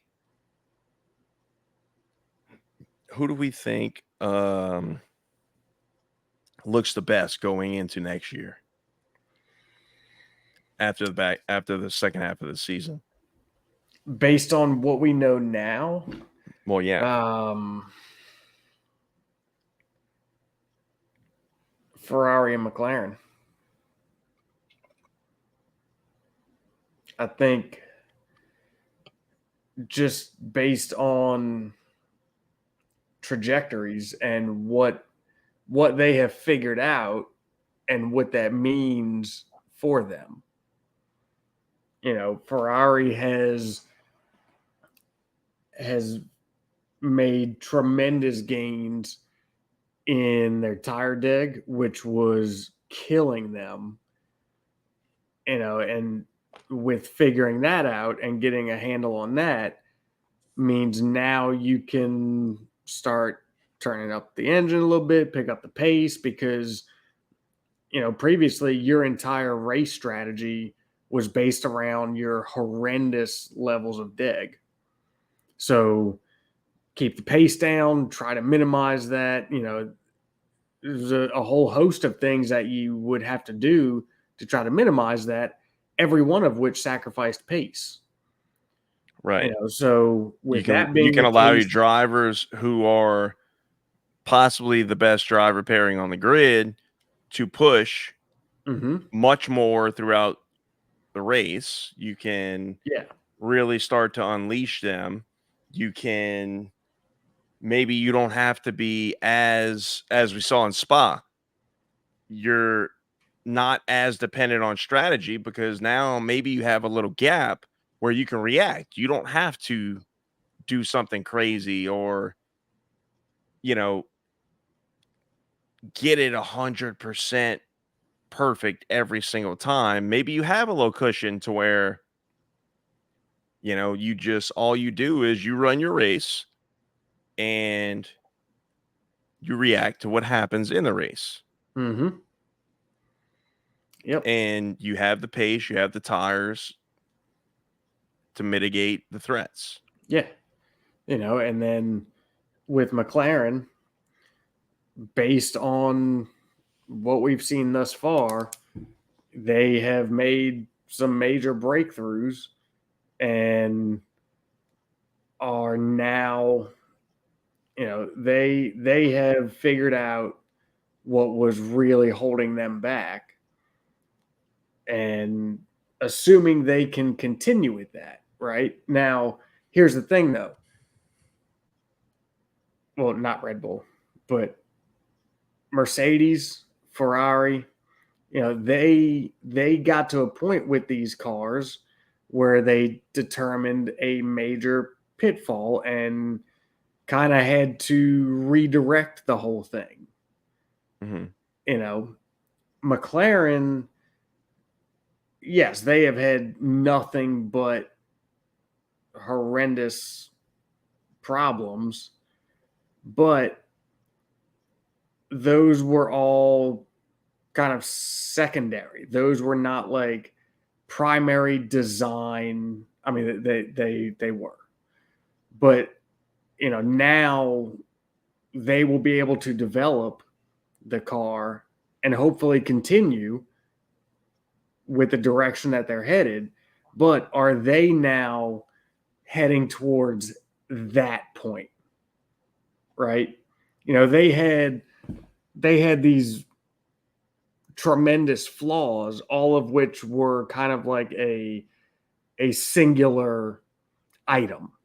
Mm-hmm. It was not like the whole concept needed to be kind of redirected, Right. like what we've seen happen with Ferrari and Mercedes. So are we going to see that with McLaren maybe towards the end of the season to where Start to they plateau a bit. right, and then they have to kind of hit that mark and figure out how to maneuver around it, Man, I don't know because they kind of catapulted to a level that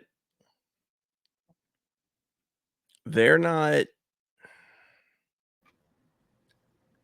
they're not deficient against everybody, against anybody except for Red Bull Right.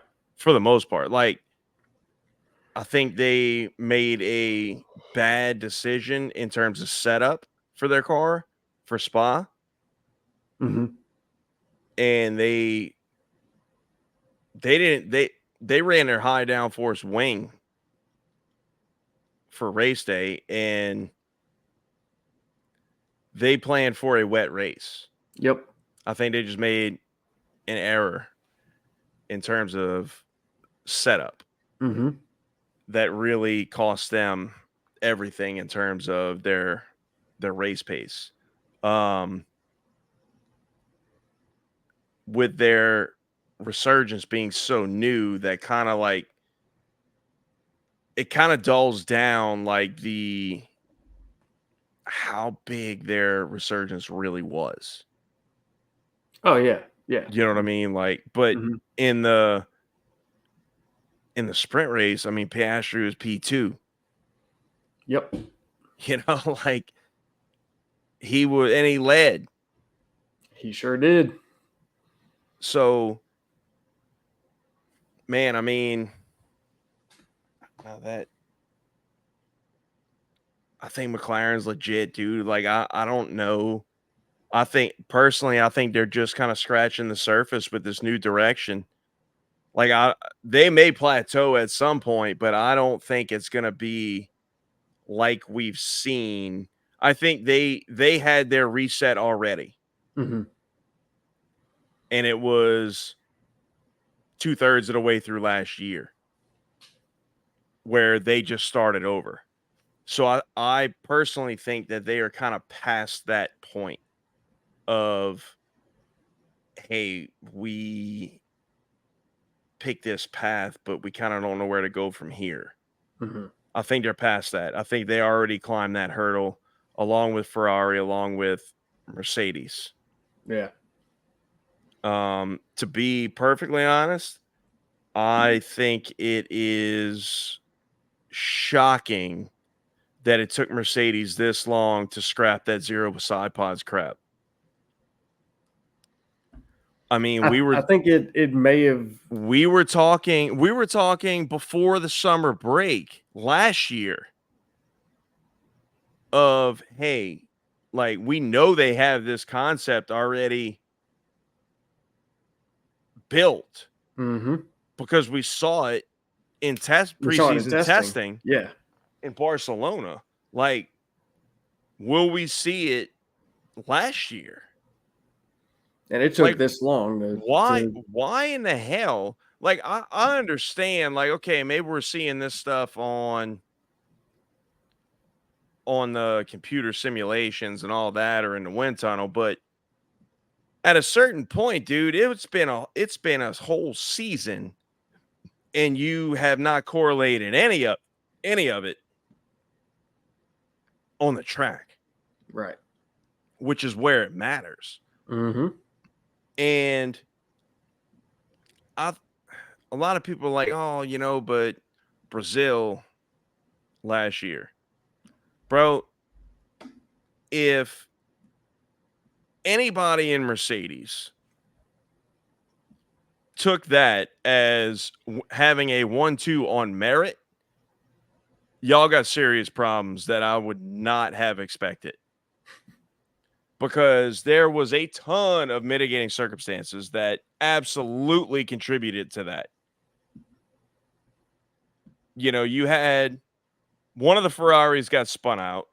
Another Ferrari caught a visor tear off in their brake duct and caused them to pit when they were running you down at chunks of time per lap.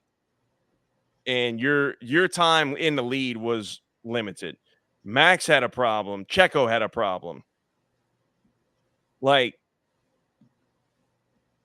bro, that was a great thing for the team to achieve last year, but by no means was it, hey, like, this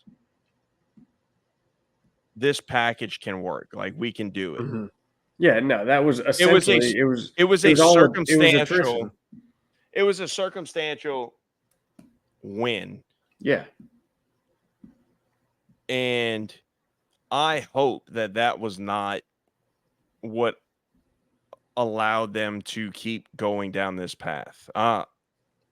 That would be ridiculous. I know, like, a lot of the hardcore Mercedes fans were like, oh, the pace is there, blah, blah, blah. But come on, man. Like, be for real. Look at the big picture. Like, if you objectively watch that race, like, like, okay, we did what we did all year. We took advantage of other people's misfortunes. Yep. And we maximized our points.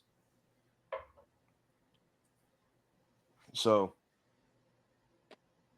did you give an answer as far as who's going to be the closest to Red Bull at the beginning of next season, or poised to make that jump? I gave a Ferrari, McLaren answer. Yeah. I feel like that was your answer to who's going to finish. I don't know. What? Who's going to finish P2? Mm-hmm. No, that's going to be Mercedes or Ferrari. Mm-hmm. That one. I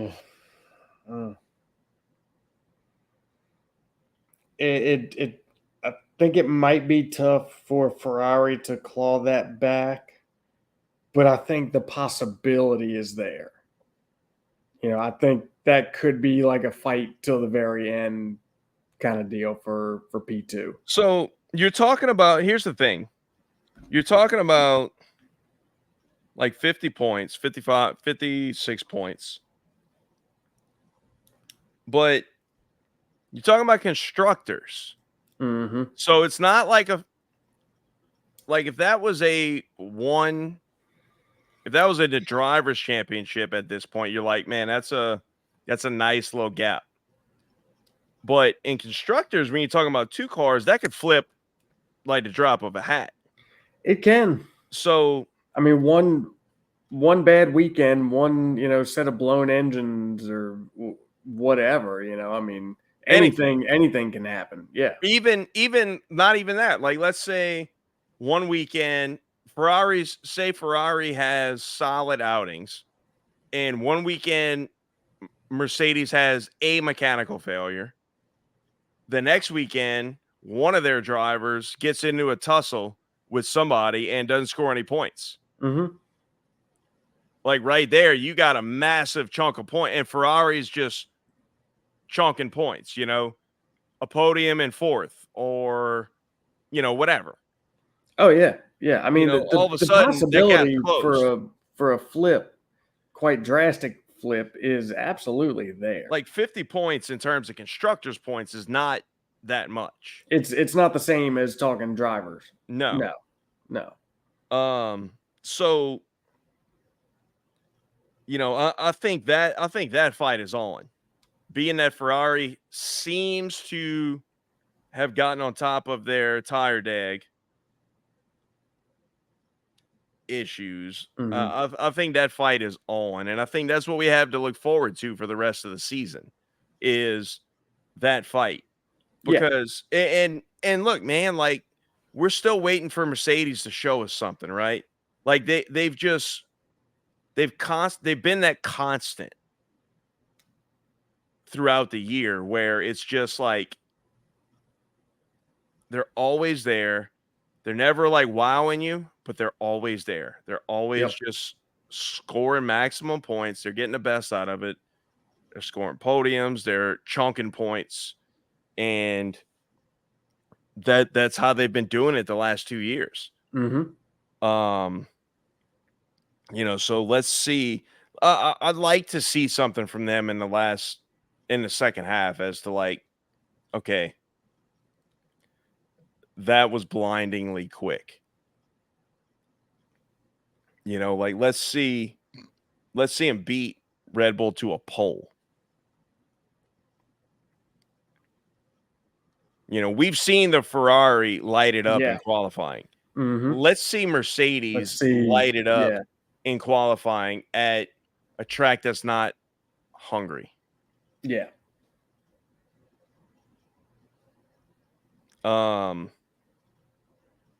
So I think that's the fight to really look for and to enjoy as fans for the back half of the year. Yep. I'm excited about it. Dude, I'm pumped for McLaren. I think they got. That's I think gonna they're get. going to mix it up, and I think Yeah. they're going to be the spoilers to the Ferrari and Mercedes Oh, fight. they They're absolutely going are, to be because taking they will points be off of right them. there in the middle, robbing points from one or the other. Right. Mm-hmm. So No doubt. that's going to be good. Yep. All right. Before we get into our final thoughts here,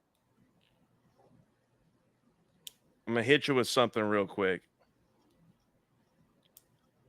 Who would you say is the MVP so far of this season, not driving a Red Bull?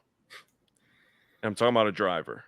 I would say Piastri. Yeah. I think that one's pretty easy. I agree. And I knew you were going to say that. So I almost preface that with excluding Red Bull and Piastri. But I feel like we needed to give him his recognition. Yeah, 100%. So that would 100% be my vote. But man, I think aside from Piastri, I think Albon. Mm-hmm. That would be, yeah. he's been very, very quick. He's shown those flashes of putting that car where it absolutely does not belong. Yep. And he's just been uber consistent. You know, like every week, I feel like at this point, and look, I've been very, very critical of Albon in the past. I think he had a long stretch of doing ridiculously dumb things. I mean, we spent a lot of time talking about Albon doing Albon things, you know. Yeah, and rightfully so. Like, I don't care what anybody says. It was not like out of line. Yeah. But I think he's done a fantastic job since he's joined Williams Yep. in building himself back up and making himself very desirable towards bigger teams. Yes. So that's it, man. That's all I got. Yeah, I think we'll call that one a wrap. So, all right, let me give you all a little something. Seeing as we don't have a race or anything that just happened in the race weekend to try to link a quote to, we'll pull a random one, and this one came from Frank actually, and it was just a snip of a quote that popped up somewhere. And it says Senna was stopped for speeding in Britain in 1992. And reportedly, the police officer who stopped him, not realizing who he was, asked him, "Who do you think you are, Nigel Mansell?" To which Senna responded, "No, but I'm faster than him."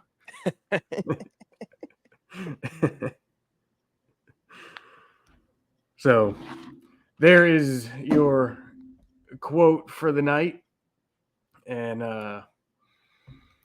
that's gonna finish this one out.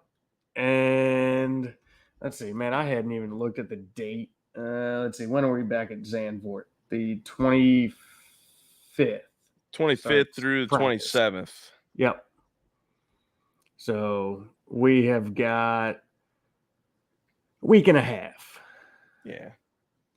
Week and a half, and we are back from summer break. So until then, we will keep an eye on the, couple of the things that are up there floating around and monitor those, and just look forward to a exciting race for P2 on the back half of this year. And how fast Max can close out the championship. Yeah. When can he lock it up? So, all right. So that's that. Appreciate y'all hanging out with us. Don't forget to find us on Instagram, Twitter, Facebook, TikTok, all the social medias.